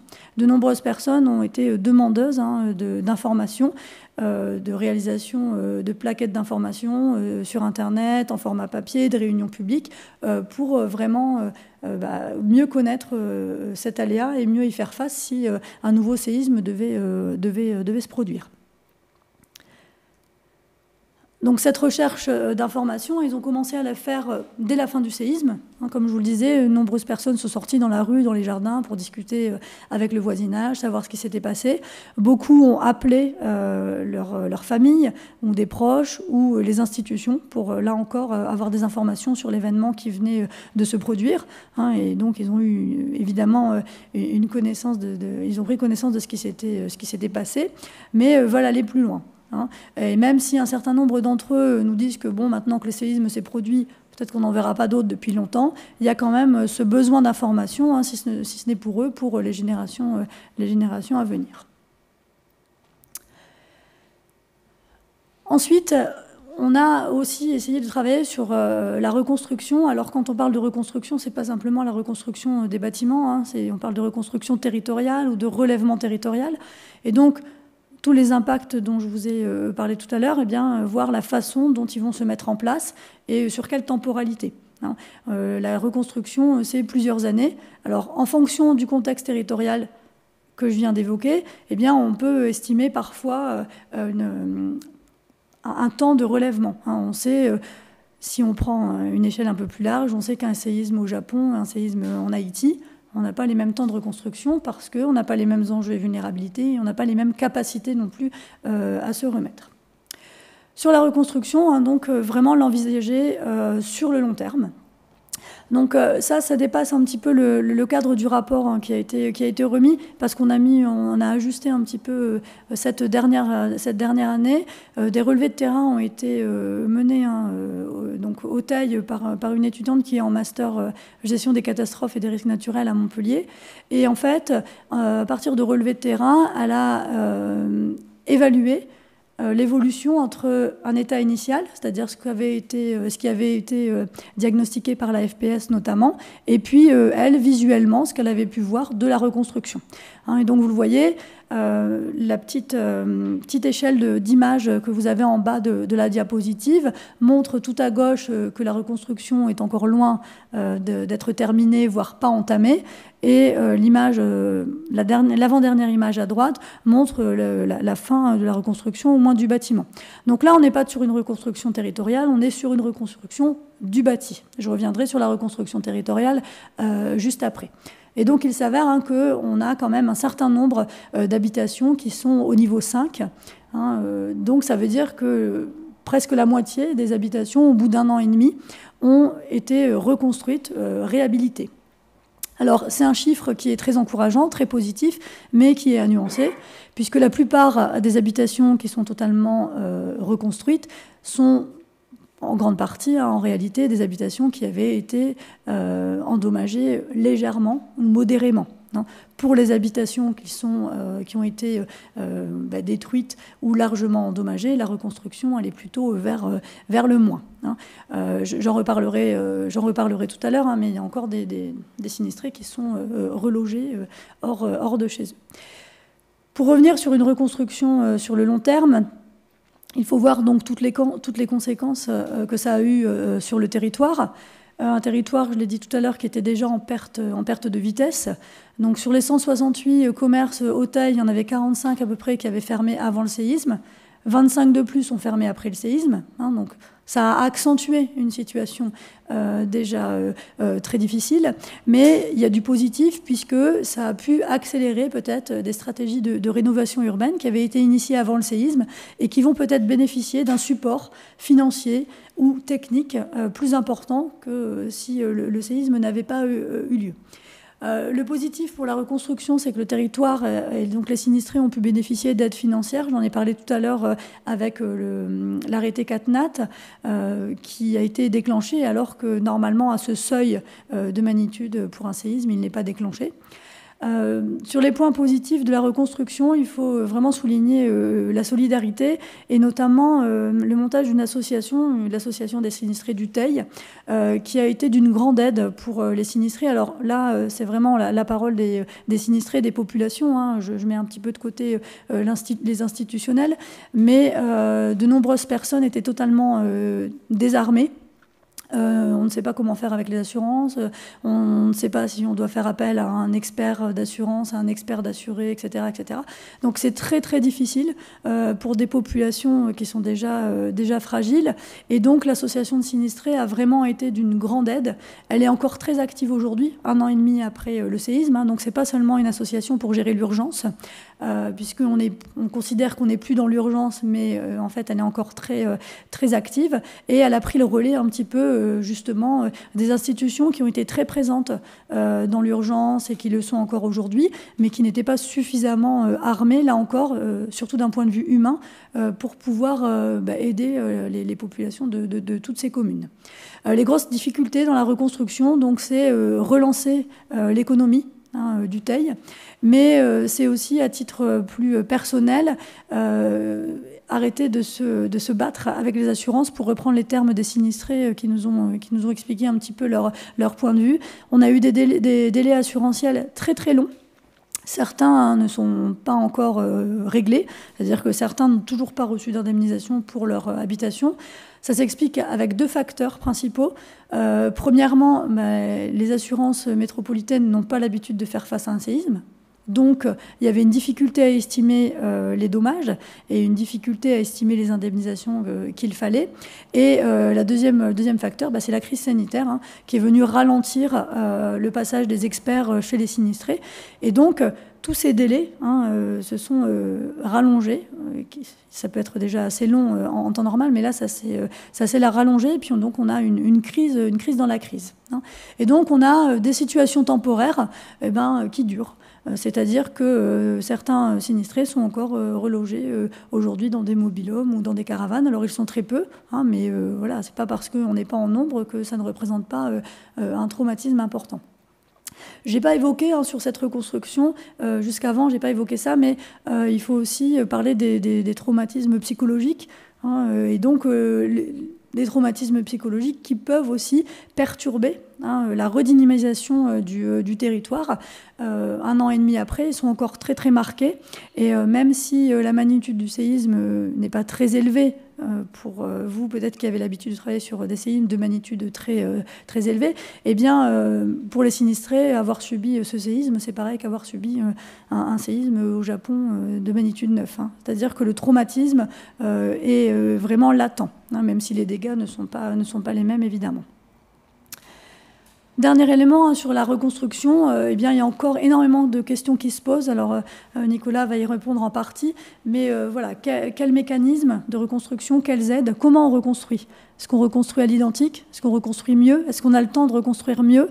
Est-ce qu'on bénéficie de supports techniques pour reconstruire mieux, de ressources financières aussi, de ressources humaines?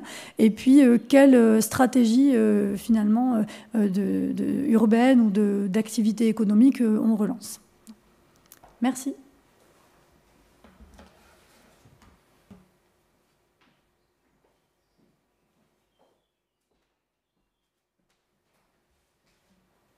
On arrive à la dernière partie, j'espère qu'on n'a perdu personne, surtout en ligne. Voilà, il y avait beaucoup de choses à dire sur ce séisme et c'est normal, hein. J'espère que vous aurez aussi beaucoup de questions pour la suite. Donc là, je vais terminer avec quelques enseignements qu'on a dégagés collectivement dans le cadre de la mission, sur les différents paramètres qu'on a pu étudier. Comme l'ont montré en particulier Pierre et Stéphanie, il y a beaucoup de travail qui se fait aussi encore aujourd'hui sur cet événement, et c'est normal, vu l'ampleur de l'événement, vu son caractère assez atypique. Il y a encore pour des années de travail pour comprendre exactement ce qui s'est passé et suivre aussi la phase de reconstruction. Alors, quelques conclusions et leçons tirées, un résumé de ce qu'on a vu et puis aussi des choses qu'on peut appliquer à d'autres missions parasismiques peut-être, post-sismiques. Pardon. Sur ce qui vient d'être exposé, le comportement de la population, vous avez noté cette prépondérance de la perception d'un bruit d'explosion, qui n'est pas spécifique au séisme du Teil, c'est quelque chose qui arrive assez souvent, mais qui peut fausser aussi les réactions des gens. Des effets macrosismiques disparates, Stéphanie l'a bien montré, mais c'est quand même très clair. D'un département à l'autre, ce n'est pas du tout la même chose. Donc les gestions de crise n'ont pas été les mêmes en Drôme et en Ardèche. La crise a été considérée, probablement à juste titre, comme une crise de niveau départemental, donc gérée par les préfectures de département, et donc avec un traitement différencié, puisque les conséquences n'étaient pas du tout les mêmes de chaque côté du Rhône.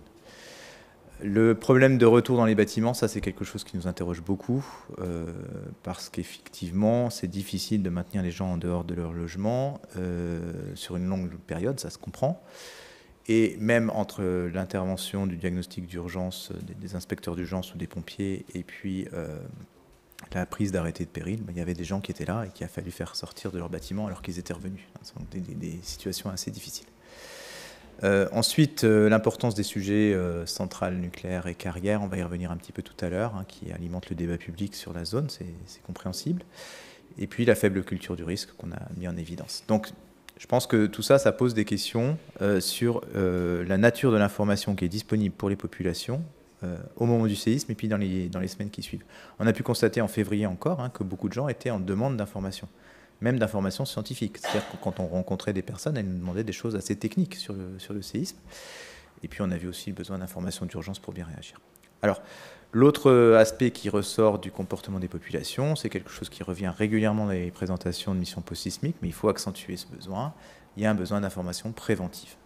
Sur la commune du Teil, alors ce n'est pas généralisable sur toutes les communes de la zone, hein, mais sur la commune du Teil, par exemple, il est clair que certains acteurs officiels nous ont dit qu'ils n'ont pas utilisé le PCS, par exemple, parce qu'ils pensaient qu'il n'était pas adapté au séisme. Ils se sont dit que le PCS, c'est pour les inondations. Donc, une difficulté d'organiser la gestion de crise dans les toutes premières heures, dans les premiers jours, parce que la méthode n'est pas en place, en fait. Hein. Donc, par exemple, très concrètement, les demandes d'intervention étaient gérées manuellement à la mairie. Les opérateurs prenaient les noms sur du papier. Ensuite, il y avait quelqu'un qui leur traçait dans un tableau Excel. Donc, il n'y avait pas de suivi des demandes d'intervention. On a pu, en urgence, intervenir plusieurs fois sur un bâtiment parce que les noms des contacts n'étaient pas les mêmes, par exemple. Et ensuite, pour gérer effectivement tout l'ensemble de la procédure, ça implique des délais et des difficultés, ça se comprend. Il n'y avait pas non plus de référents locaux reconnus par la population sur ce qui est de l'information. Ce qui fait que les personnes ont cherché l'information là où elles pouvaient. On a vu beaucoup parmi leurs proches, d'autres sur les réseaux sociaux, d'autres sur Internet, enfin peu importe le moyen, mais il n'y avait pas de référent local qui aurait pu expliquer les choses et transmettre une information directement aux gens. Et l'absence de consignes sur le retour dans le bâtiment, ça a été évoqué, c'est un problème à souligner. Pour la préparation d'une crise, donc le PCS, on a noté qu'il n'était pas appliqué alors qu'il aurait dû l'être. Là, ça se pose la question de la connaissance du PCS, le montage de fiches réflexes également qui explique qui fait quoi en cas de crise. Vu le nombre d'acteurs qui sont intervenus dans les heures qui ont suivi le séisme, ça aurait été bien utile, même pour les services administratifs, de savoir qui a la responsabilité de quoi faire. Par exemple, qu'un diagnostic d'urgence, ce n'est pas un diagnostic d'assurance. Et ce n'est pas non plus la même chose que le groupe d'intervention macrosismique qui fixe les intensités pour le CatNat. Les exercices sont importants, la connaissance du dispositif urgence aussi, elle se fait aussi avec le temps. Pour ce qui est de la prévention, donc, la culture du risque sismique en particulier est nécessaire. L'information scientifique est aussi attendue et on voit qu'elle n'est pas toujours bien diffusée en local. Donc il y a des actions qui sont en cours pour essayer d'y remédier, mais c'est quelque chose de longue haleine. Et enfin, vers qui et comment orienter les actions de sensibilisation, c'est un vrai souci. Il faut arriver à toucher les personnes qui sont potentiellement impactées par le séisme. Et ça, c'est loin d'être évident. Voilà. Donc des quelques questions sur la politique nationale et régionale se posent suite au séisme du Teil. Et en tout cas, ça alimente la réflexion sur les besoins exacts. Sur les constructions maintenant, alors Julien l'a très bien montré, je ne vais pas paraphraser, mais la construction parasismique, elle est absolument nécessaire. On n'a pas pu faire de statistiques parce que l'échantillon était trop faible, mais on voit quand même clairement que les bâtiments récents construits avec des normes correctes, même sans être des normes parasismiques, déjà ça limite la vulnérabilité. On est dans une zone de sismicité 3. Parfois, il y a des débats sur l'utilité des règles parasismiques pour les zones de faible sismicité. Ici, on voit que quand même ça peut servir. Et puis, par contre, on a ressenti le besoin de guides. C'est-à-dire que ce n'est pas parce qu'il y a une norme qui existe qu'elle est facilement applicable par les acteurs de terrain. Et donc là, les actions qui sont en cours au niveau de la FPS ou même du ministère pour faire des guides adaptés aux maisons individuelles, je pense, contribueront à propager correctement, à diffuser ces bonnes pratiques. Voilà. Après se pose la question de la réparation et du renforcement. Et ça, c'est une grosse question. Comment on fait? Comment on fait, sachant qu'il n'y a pas beaucoup de guides dans ce domaine, qu'il n'y a pas non plus d'obligations réglementaires très très faciles à comprendre, hein. Il y a des choses qui existent, mais ce n'est pas évident à appliquer dans la pratique. Et il y a un besoin de reloger rapidement les gens. Donc voilà, arbitrer entre ces deux urgences, c'est difficile. Ensuite, les questions qui ont fait débat localement, et peut-être même au niveau national, hein, c'est intéressant de s'y pencher. Voilà. Le séisme associé à la sûreté nucléaire, ça se comprend vu le contexte. Le séisme associé à la question industrielle aussi, parce qu'il faut se replacer dans le contexte de novembre 2019. Il venait d'y avoir l'événement de Lubrizol. Donc les gens avaient en tête qu'une installation industrielle peut produire des dégâts importants. Donc c'est normal qu'il y ait cette association qui ait été faite. Et puis on est en plus quelques années après Fukushima, donc avec un certain nombre de craintes liées à la sûreté des installations nucléaires dans le cas on va dire d'événements extrêmes, hein, qui n'est pas bien compris par la population. Les doutes sur la conception, ça existe toujours. Et puis il y a une communication quand même rapide qu'il faut souligner, à la fois des exploitants, des installations, et puis aussi des scientifiques, hein, puisqu'il y a eu des groupes du CNRS qui sont allés sur le terrain, qui ont communiqué assez rapidement sur ce qui s'est passé. Donc ça, c'est important à connaître. Mais dans toute crise, il y a la tentation de chercher un responsable. Donc ça, c'est très fort. Et quand il est visible, il est plus facilement ciblé, c'est clair. Voilà, je ne vous voyez pas sur l'image, mais j'ai adoré ce petit préau, ça s'appelait la place des Cancans. Et ça existait avant le séisme. Maintenant, qu'est-ce qu'on fait après? C'est une question qui a été abordée un petit peu dans le rapport et qui continuera à l'être, hein. Je pense que, là, effectivement, comme l'a bien expliqué Stéphanie et puis Frédéric Léon également, qui a travaillé sur le sujet, il faut essayer de co-construire des solutions qui soient adaptées à la population. Et ça, c'est tout l'enjeu. Quels sont les mécanismes qui fonctionnent quand on implique les gens, comment on arrive à les mobiliser, parce qu'il y a d'autres crises, il y a le Covid qui s'est rajouté, il y a d'autres questions qui se posent, et comment on fait en sorte que les personnes soient impliquées dans cette construction. Pour la recherche maintenant, on a vu qu'il y a beaucoup d'équipes qui ont travaillé sur la zone suite au séisme du Teil, hein. Donc les questions qui se posent, c'est quels sont les facteurs qui influencent l'aléa en France métropolitaine, en zone de stabilité, relativement stable du point de vue sismique. On n'est pas à l'abri d'un séisme important, mais quels sont les déclencheurs? La connaissance des failles est indispensable. Par malchance, c'est une faille qui était réputée non active qui a bougé. Donc, les scientifiques qui travaillent sur le domaine savent évidemment toute la complexité de l'étude des failles, mais c'est vrai que ça pose des questions effectivement sur notre niveau de connaissance et la capacité à anticiper ce qui peut se prévoir. Ce qui peut arriver sur ces zones de faille. Ensuite, la contribution des facteurs non tectoniques, elle est toujours discutée, hein, voilà. Est-ce que l'exploitation de la carrière a eu un impact sur le déclenchement? Est-ce qu'il y a d'autres facteurs climatiques à plus long terme sur l'évolution de la région? C'est loin d'être tranché et ça reste une question très très importante du point de vue scientifique. Une fois qu'on a abordé ces choses-là, on pourra dans un deuxième temps aborder l'impact de cet événement sur l'appréciation de l'aléa, que ce soit du point de vue probabiliste ou déterministe. Mais c'est peut-être plutôt dans un deuxième temps. Ce n'est pas parce qu'il se produit un séisme qu'on révise la notion d'aléa sur tout le territoire. Et il faut forcément le prendre en compte dans les études locales. Voilà. Je souligne une nouvelle fois la mobilisation de la communauté scientifique qui est importante sur cette région. Pour les prochaines missions parasismiques, alors de notre faible expérience, on a dégagé quand même quelques éléments qui peuvent être intéressants à partager. On a dit tout à l'heure l'importance de l'interférométrie radar pour localiser la rupture en surface. Ça, c'est quelque chose qui se fait quasiment en routine maintenant parce qu'il y a une organisation qui est en place, hein, des communautés scientifiques qui travaillent sur ce domaine. Il y a un système de déclenchement qui fait que quand il y a un séisme qui se produit, les chercheurs se mobilisent dans les toutes premières heures pour produire des cartes d'interférométrie. Et quand il y a une rupture en surface, comme c'est le cas ici, du coup, on a un résultat avant même que les équipes se déplacent sur le terrain. Donc ça, c'est exceptionnel, en fait, de pouvoir aller suivre la faille avec une carte très précise au niveau d'une localisation potentielle. Même s'il y a beaucoup de stations à l'échelle métropolitaine, il y en avait très peu à proximité du séisme, et ça, c'est toujours frustrant, hein. Et donc, on a une faible connaissance des mouvements proches de cette faille, surtout dans un séisme de surface. Donc on peut appeler à une meilleure connaissance, mais c'est difficile de prévoir où il faut mettre les stations. Ensuite, systématiser les enquêtes de terrain sur l'aspect ressenti, ça c'est un point important. Hein, et il faut souligner le travail qui a été fait dans ce domaine sur cette mission.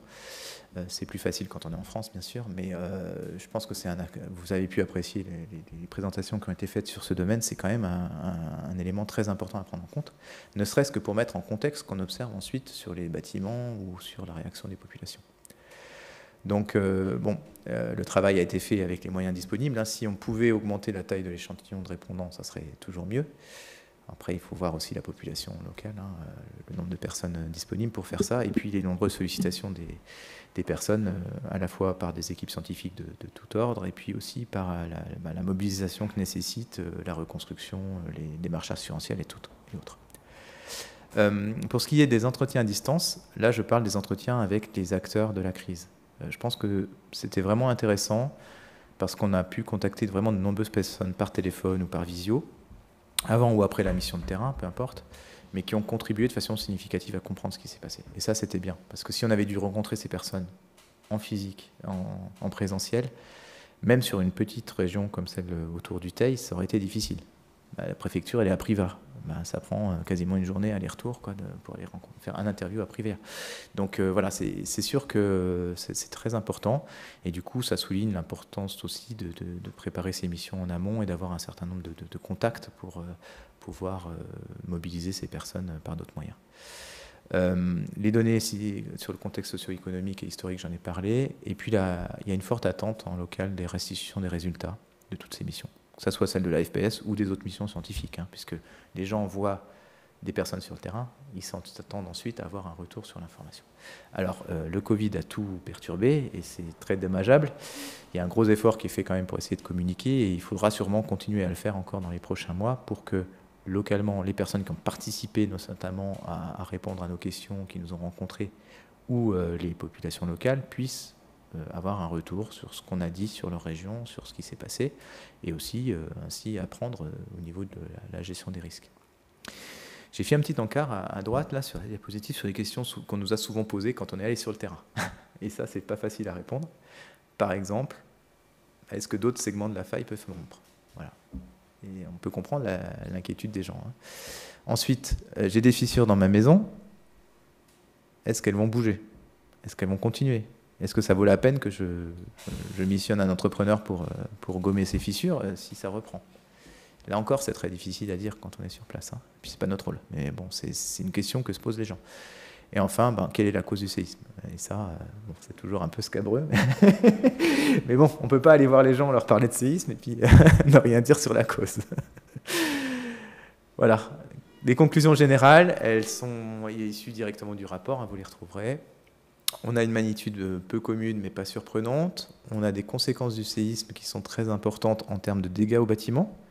Par contre, et heureusement finalement, assez peu de victimes, de blessés. Hein. Il y a eu un blessé grave au Montélimar avec une chute d'échafaudage et à peu près 3 autres victimes, blessés un peu plus légers répartis dans les communes. Mais quand on voit les images des bâtiments effondrés, on peut se dire quand même qu'il y avait un fort risque de blessures, en tout cas. Donc ça, c'est à garder en tête. Hein. La faible profondeur qui intrigue, on l'a dit, mais n'est pas forcément incohérente avec les données historiques. Néanmoins, elle pose question du point de vue scientifique et elle nécessite des recherches encore pour essayer de comprendre comment un tel séisme peut se déclencher. Et puis là, cette fois-ci, peut-être plus du point de vue de la connaissance, mais c'est intéressant d'avoir une surface de rupture visible. On peut aller sur place, on peut faire des observations, on voit que c'est déjà le cas. Et on se rend compte aussi qu'un petit séisme, entre guillemets, hein, par rapport à d'autres séismes ailleurs dans le monde, peut déclencher ce genre de rupture et donc que ça permet de l'observer en France. Voilà.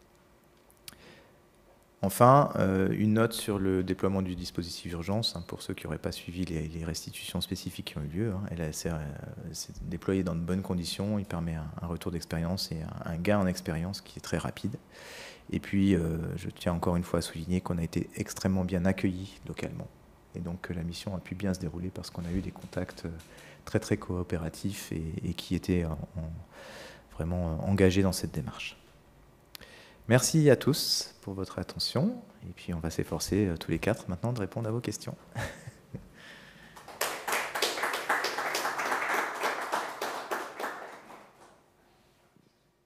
ne sais pas comment on fait parce que là, c'est plus difficile. Peut-être qu'on passera le micro ou... en fonction des répondants après aux questions. Alors, il y a une première question qui nous vient directement de Martinique concernant l'inversion du mécanisme de faille. On revient au début de la présentation. On nous demande comment expliquer l'inversion du mécanisme de faille, qui était une faille normale, si j'ai bien compris, et qui a évolué quelques millions d'années plus tard dans un mécanisme de faille inverse.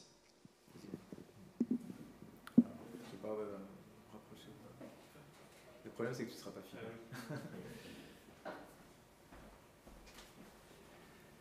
Oui, donc la faille de la Rouvière, qui fait partie du faisceau de faille des Cévennes. Donc là, on est effectivement dans un faisceau qui, à l'Oligocène, il y a une vingtaine de millions d'années, a joué en faille normale, donc avec des mécanismes en extension. Mais 20 millions d'années, il y a quelques millions d'années qui sont passées. Du coup, il y a eu un changement dans le champ de contraintes régional. Et c'est vrai qu'aujourd'hui, l'ensemble des informations qui existent par ailleurs avec d'autres mécanismes au foyer, ce qu'on peut aussi déterminer avec l'information qui vient des mesures de géodésie, montre qu'on a un système compressif dans cette zone-là. Donc le fait qu'on observe un mécanisme au foyer de type faille inverse pour le séisme du Teil, sur cette faille qui a joué en faille normale à l'Oligocène, c'est pas si surprenant. D'accord. Alors en clair, si d'autres se posent des questions, c'est pas parce qu'il y a quelques tirs de mine dans la carrière de Lafarge qu'on inverse un mécanisme de faille. Par contre, je pense que les Alpes sont très responsables. Oui, c'est ça. C'est plus ce qui fait le mécanisme, c'est le contexte régional. Après, la question de la carrière, c'est une autre problématique, de toute façon.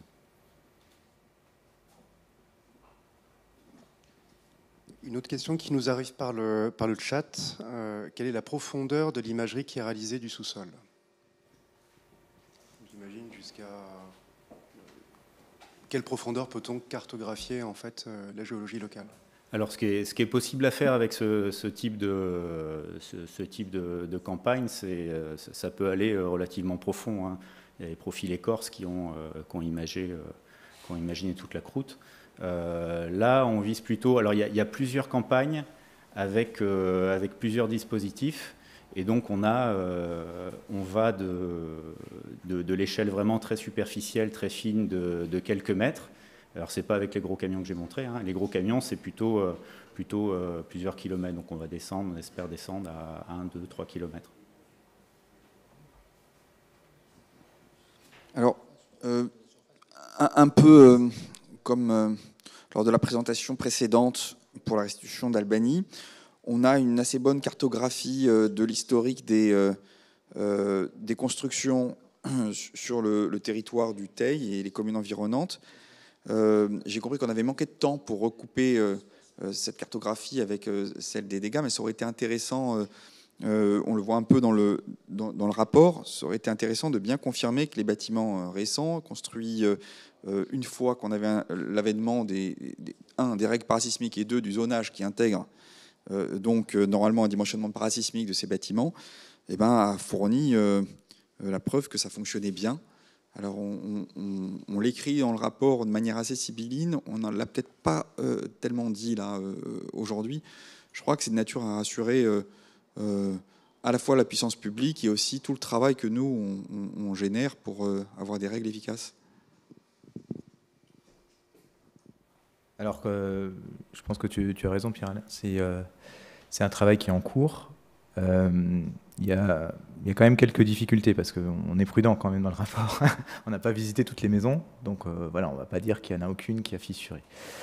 Par contre, il n'y a pas à notre connaissance d'effondrement ou d'effondrement partiel de maisons qui seraient récentes. Ça, on ne l'a pas vu. La seule image qui a été montrée par Julien, c'est une maison qui est très récente, mais c'est sur une poutre extérieure et elle est à quelques dizaines de mètres de la faille. Voilà. Donc après, il se passe des choses particulières à cet endroit-là. Donc on a pu constater par les visites de terrain, on n'en a pas fait beaucoup dans cette mission-là, parce qu'en plus il y avait eu la mission de diagnostic d'urgence qui avait eu lieu avant, donc voilà, ça permettait aussi de partager un peu les choses. Mais on ne peut pas avoir une estimation quantifiée trop fiable là-dessus. Ensuite, les données assez détaillées qui sont fournies par les diagnostics urgences, elles ont été compilées, elles sont à disposition pour des traitements ultérieurs, mais elles concernent beaucoup l'AFPS. On a vu que les pompiers en avaient fait d'autres qui sont complémentaires, donc il faudra arriver à prendre l'ensemble et en tirer des informations structurelles qui permettront d'être plus affirmatifs sur cette importance des règles. L'autre difficulté, mais qui est commune partout où qu'on aille, c'est pas parce que la règle existe qu'elle est appliquée. Donc ça, on ne pourra pas non plus savoir si le dégât qu'on voit est dû à une mauvaise application de la règle ou à un dépassement de la capacité. Voilà. Une petite question orientée, là. Est-ce qu'on pourrait dire que le nombre faible de répliques là, peut être lié au caractère très superficiel du séisme?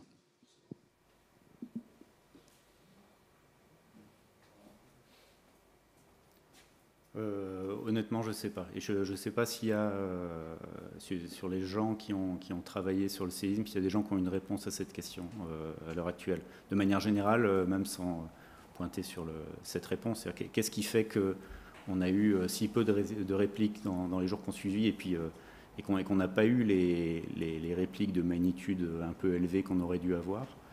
Pour l'instant, je pense que ça reste un peu un mystère. Il y a peut-être une raison d'ordre géologique, les types de matériaux qui sont en place dans cette région-là. Donc je sais qu'il y avait l'équipe de Jean-Paul Ampuero à Nice qui travaille, qui allait chercher des échantillons, qui fait des expériences de friction de fracturation sur ces roches-là. Mais ouais, aujourd'hui, je ne pense pas qu'il y ait de réponse à cette question.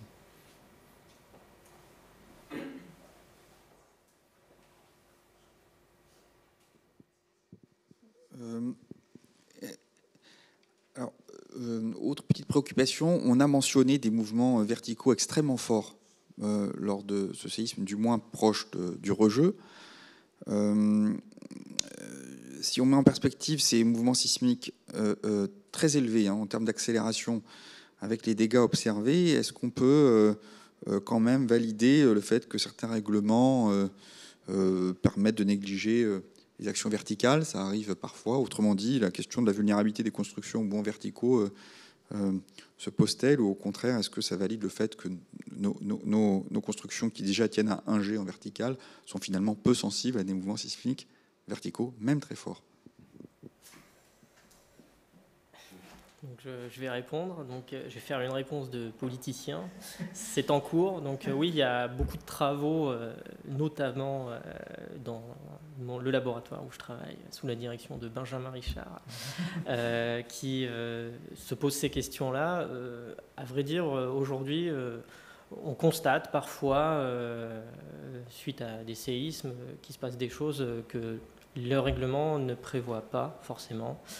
Et donc du coup, ça a fait sortir ces questions sur est-ce qu'il ne faut pas bien prendre en compte la composante verticale, en sachant que dans les règlements courants pratiqués, elle n'est pas du tout pris en compte dans le dimensionnement. On ne se pose pas la question. Quand on fait des calculs, elle n'est pas là. Alors c'est les règlements courants pour des installations spécifiques, les installations nucléaires ou les installations, j'ai oublié le terme. En général, si quand même, on fait des études spécifiques avec prise en compte du mouvement vertical, et même parfois on détermine un mouvement vertical sismique spécifique en fonction des caractéristiques sismiques de la zone. Je ne sais pas si j'ai bien répondu.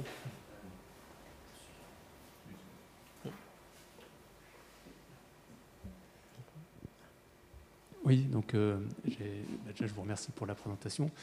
Une question que je me posais, vu que le séisme est très proche de la surface au départ, est-ce que la présence du Rhône a eu une incidence sur la propagation des ondes de surface entre la zone du Teil et de Montélimar? Est-ce que ça a pu jouer? Alors je me pose cette question-là parce qu'il y a quand même pas mal de recherches qui sont liées la possibilité de modifier la propagation des ondes ou de les détourner en surface avec des inclusions ou certains types de fondations, par exemple. Est-ce que là, le Rhône a pu jouer un rôle là-dedans?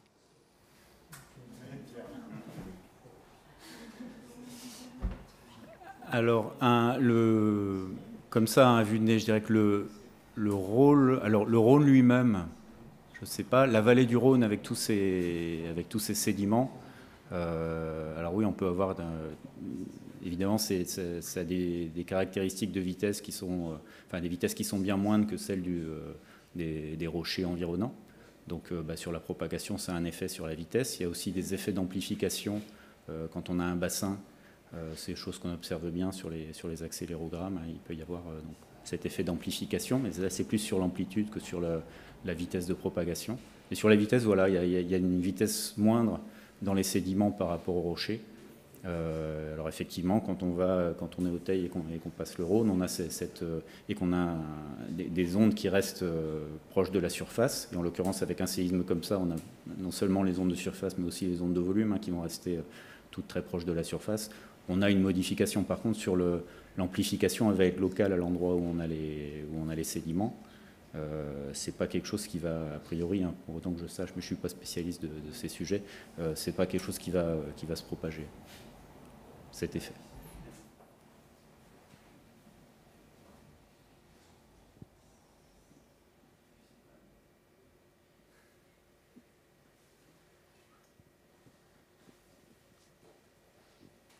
Bon, merci. On n'a pas beaucoup d'autres questions. Juste peut-être quelques remarques sur ce qui a été mentionné concernant l'origine de l'événement. Alors, bien sûr, c'est une évidence pour les sismologues, moins pour les habitants, quand on voit l'énergie dégagée dans un séisme même de magnitude 4,9.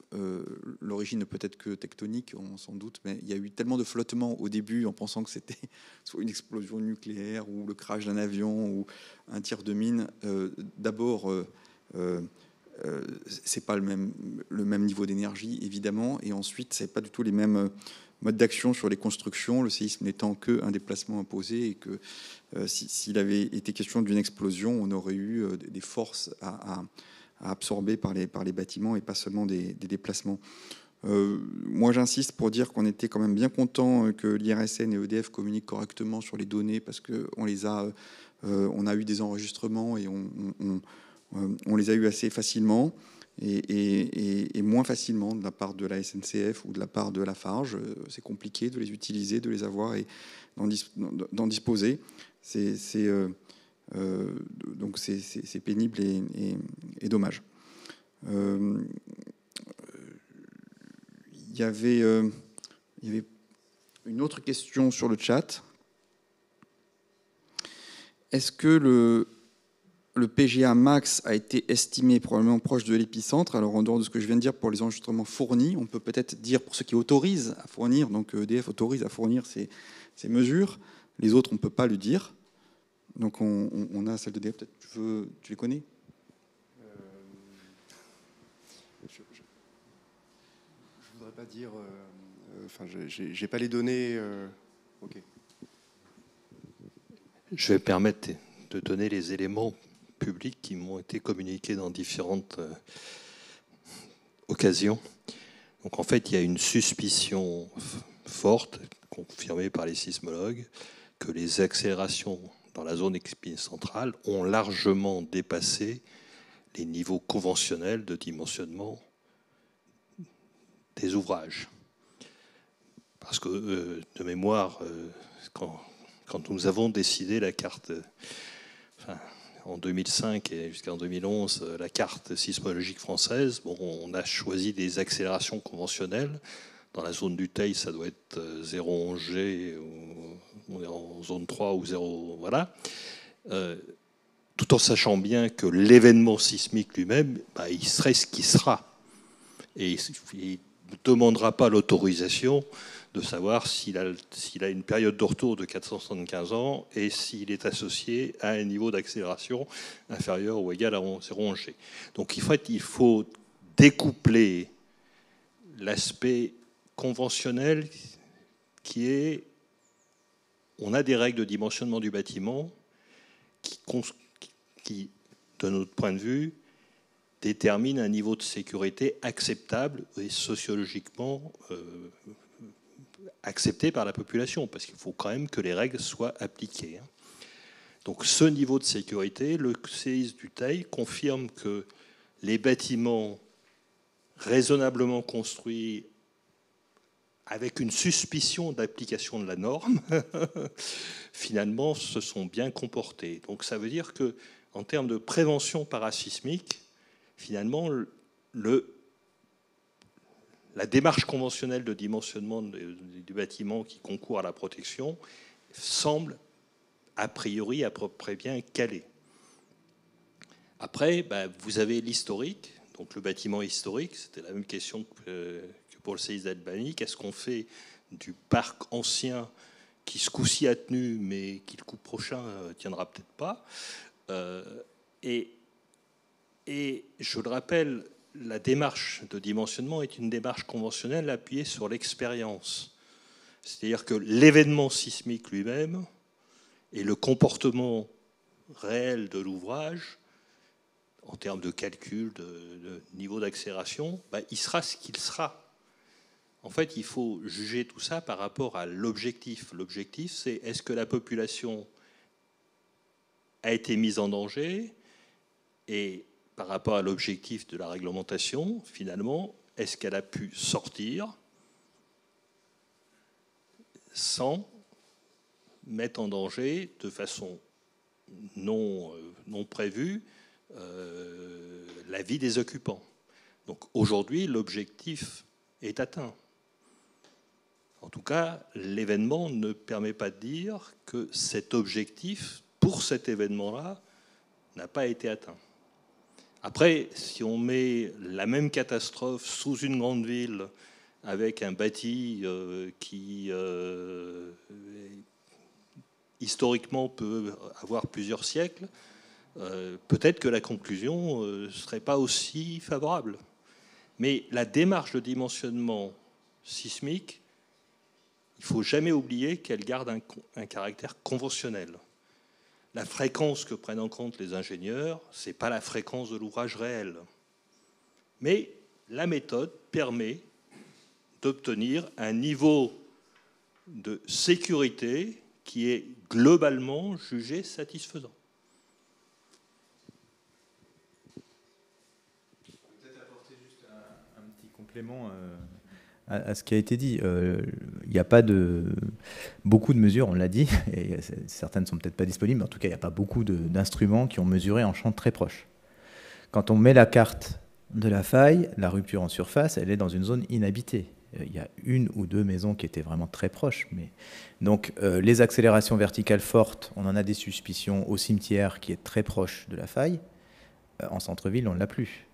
Voilà, donc il faut tenir compte de ça. Et même les accélérations horizontales qu'on maîtrise beaucoup mieux, les simulations que j'ai pu voir d'accélération montrent qu'elle décroît très rapidement avec la distance. Et donc quand elle arrive sur la zone urbanisée, elle est déjà beaucoup plus faible qu'au niveau de la faille. Donc je rejoins tout à fait ce qui a été dit tout à l'heure. Il y a des failles qui passent en ville, enfin pas au Teil, mais dans d'autres endroits. Et effectivement, si on a ce genre de rupture dans un centre-ville, c'est pas la même chose. Mais ça sera très local. Et donc on ne peut pas effectivement extrapoler à une démarche de réglementation qui est basée sur des probabilités. Donc ça, c'est important. Et l'autre chose, effectivement, le diagramme montré par Pierre était très parlant. Le séisme du Teil, il est un peu particulier, mais il reste quand même dans le nuage de points, quoi. Donc après, il faut voir le zonage sismique qui est derrière. Mais voilà, il n'y a pas aujourd'hui de grosses inquiétudes par rapport à la réglementation actuelle et à le dimensionnement de l'aléa.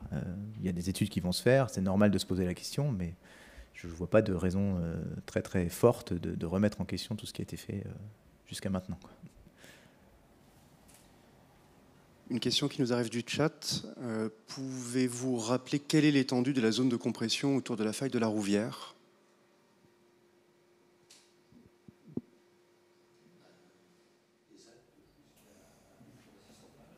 Ouais, alors je ne suis pas sûr de comprendre la question. La zone qui est en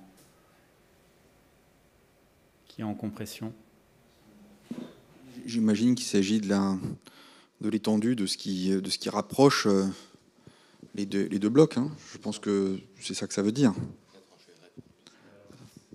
C'est pas des choses que j'ai en tête.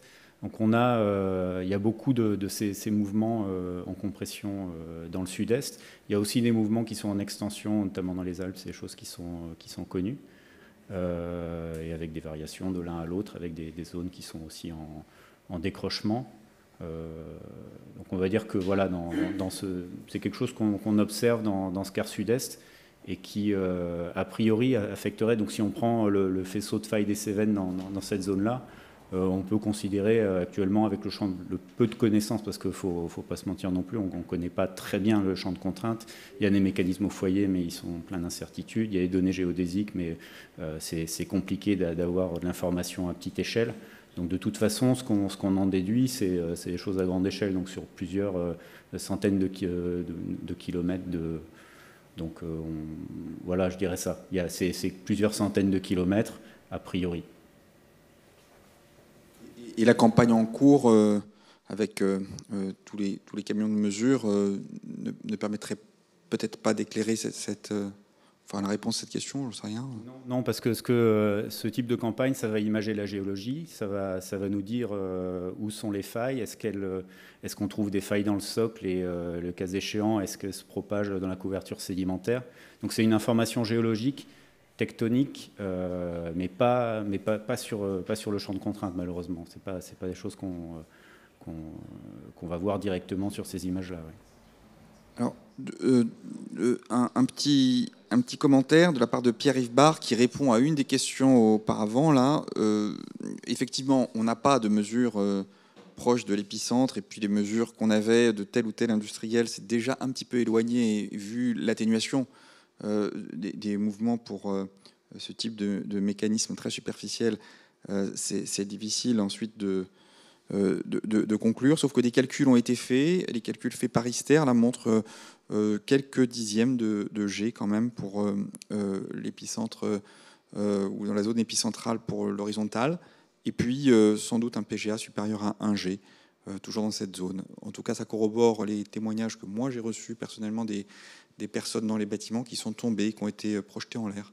Donc supérieur à 1 G, ça paraît tout à fait cohérent. Voilà. Une autre question qu'on a déjà posée pour la situation précédente. Est-ce qu'on a une période de retour pour ce type d'événement? Voilà. Donc question piège ou difficile en tout cas, mais qui intéresse tout le monde, c'est sûr.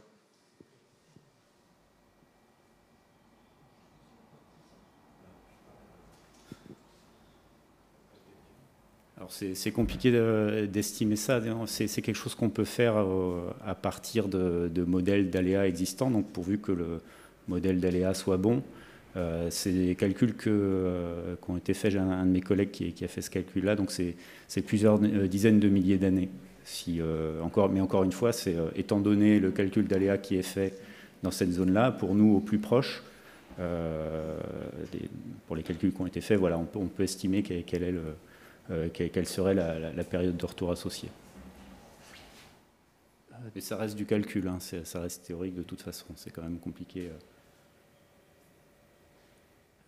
Deux questions sur la partie vulnérabilité humaine et reconstruction. La première, sur la partie reconstruction, est-ce qu'il y a en parallèle de la reconstruction des programmes de réhabilitation du bâti ancien, de renforcement, de confortement, qui n'auraient pas été endommagés, c'est-à-dire de manière préventive pour d'éventuels autres événements. Voilà. Est-ce que ça, il y a ce type d'action? C'est ma première question. Et la deuxième, non, mais en fait, je la poserai après. Allons-y. Je préfère. Je pense qu'en partie, oui, parce que, comme je l'ai dit tout à l'heure, en fait, certains quartiers, dont le Fraiol et d'autres, ont été identifiés comme quartiers prioritaires avant le séisme pour de la rénovation urbaine, parce que c'était de l'habitat vétuste. Et donc, je pense que probablement des bâtiments vont être réhabilités pour faire mieux, mais pas forcément aux normes parasismiques, si c'était le sous-entendu de votre question. Mais en tout cas, ce n'est pas forcément lié au séisme. C'est-à-dire que si des bâtiments qui n'ont pas été endommagés vont être réhabilités, c'était prévu avant le séisme. Donc le séisme n'a pas forcément eu d'impact sur cette dynamique-là. Je ne pense pas qu'il y a des nouveaux bâtiments identifiés qui ne l'étaient pas avant le séisme et où on s'est dit, tiens, on va aussi les réhabiliter en renforçant, je ne sais pas ce qui est possible de faire d'ailleurs en termes de construction sur de l'existant, mais ça n'a pas été identifié comme ça, non. Je pensais aux ouvrages en maçonnerie, notamment. Oui. Non, pas à ma connaissance, non. Et donc la deuxième question portait sur une slide que vous avez présentée où il y avait les comportements connus et appliqués avant et après l'événement. Oui. Sur sur le graphe de gauche, on voit que les consignes citées, en fait, elles sont quasiment, on est à 50-50. Ouais, là. Ça, oui. Et après l'événement, là, on baisse, on passe sur un ratio 60-40.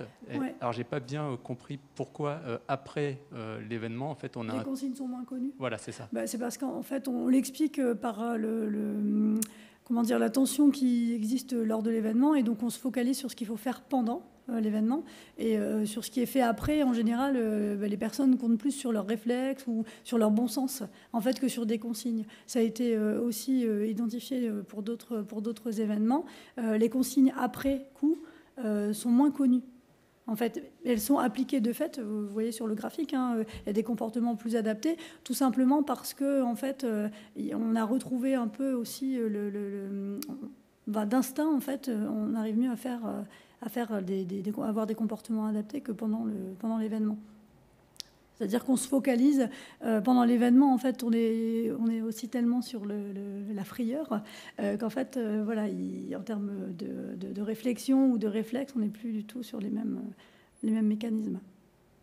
Mais voilà, on n'arrive pas à l'expliquer plus que ça. C'est les éléments de réponse qu'on a pour le moment. Si je ne me trompe pas, l'exemple de consigne pendant, c'est pour se mettre sous la table. Ouais, voilà. La consigne après, c'est de ne pas retourner dans le bâtiment. Alors sortir et ne pas retourner dans le bâtiment trop tôt et chercher de l'information. Et donc en fait, de soi-même, on va chercher l'information parce que comme on ne sait pas ce qui s'est passé, on va aller pêcher l'information là où elle est. Tandis que pendant, en fait, pendant, ils n'ont pas eu le réflexe, tout simplement parce qu'ils n'avaient pas conscience que c'était un séisme. Je pense que c'est typiquement ce genre de réponse, on ne l'aurait pas sur un autre événement, sur des populations qui sont habituées au séisme, par exemple.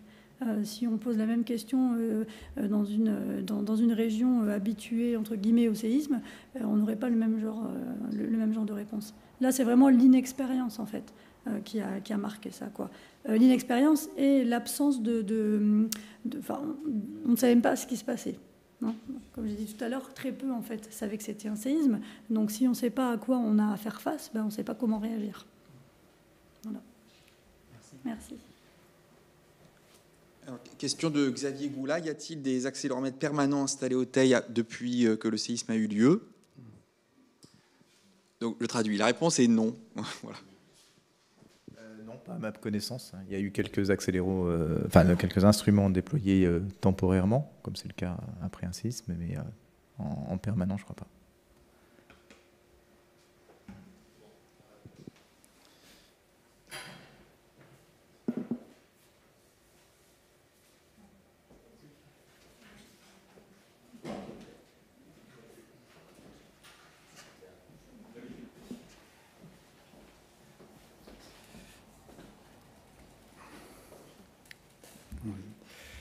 Bon, merci à tous. Alors, il n'y a pas d'autres questions. Il est temps de conclure.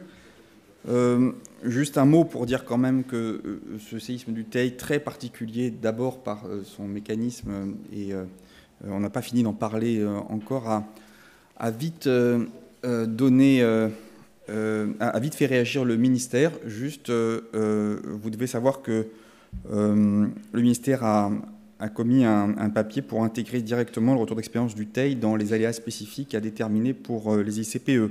C'est difficile à faire, mais c'est demandé par le ministère, et donc il n'y a pas eu beaucoup d'attente pour qu'on puisse rapidement s'interroger sur des failles très superficielles, des séismes en champ proche. Voilà, alors merci pour cette journée technique et ces deux restitutions qui ont permis à la fois au public présent et puis à entre 60 et 70 personnes de suivre en direct donc tous ces enseignements. Je précise qu'il y a un enregistrement, enfin en tout cas toute la séance a été enregistrée. Il y aura un replay à disposition en permanence. Vous pourrez revoir cette séance si vous adorez les restitutions de missions post-sismiques sur YouTube. Je voudrais remercier le ministère de la Transition écologique et solidaire qui n'est pas avec nous là. Il y a eu des empêchements de dernière minute. Mais c'est grâce à eux qu'on a pu partir en mission post-sismique comme d'habitude, et c'est grâce à leur soutien qu'on peut réaliser cette restitution aujourd'hui avec des équipes techniques très pointues. Je remercie Madalina et Jean-François qui sont nos piliers pour faire en sorte que tout se passe bien. Et comme il se doit, je voudrais conclure en remerciant nos équipes techniques, iShot, la société iShot, avec Damien, Clément et François, et puis à la réalisation Laurent. Donc merci à tous et à la prochaine, mais il ne faut pas souhaiter qu'il y ait de séisme majeur trop rapidement, bien sûr. Voilà, merci beaucoup.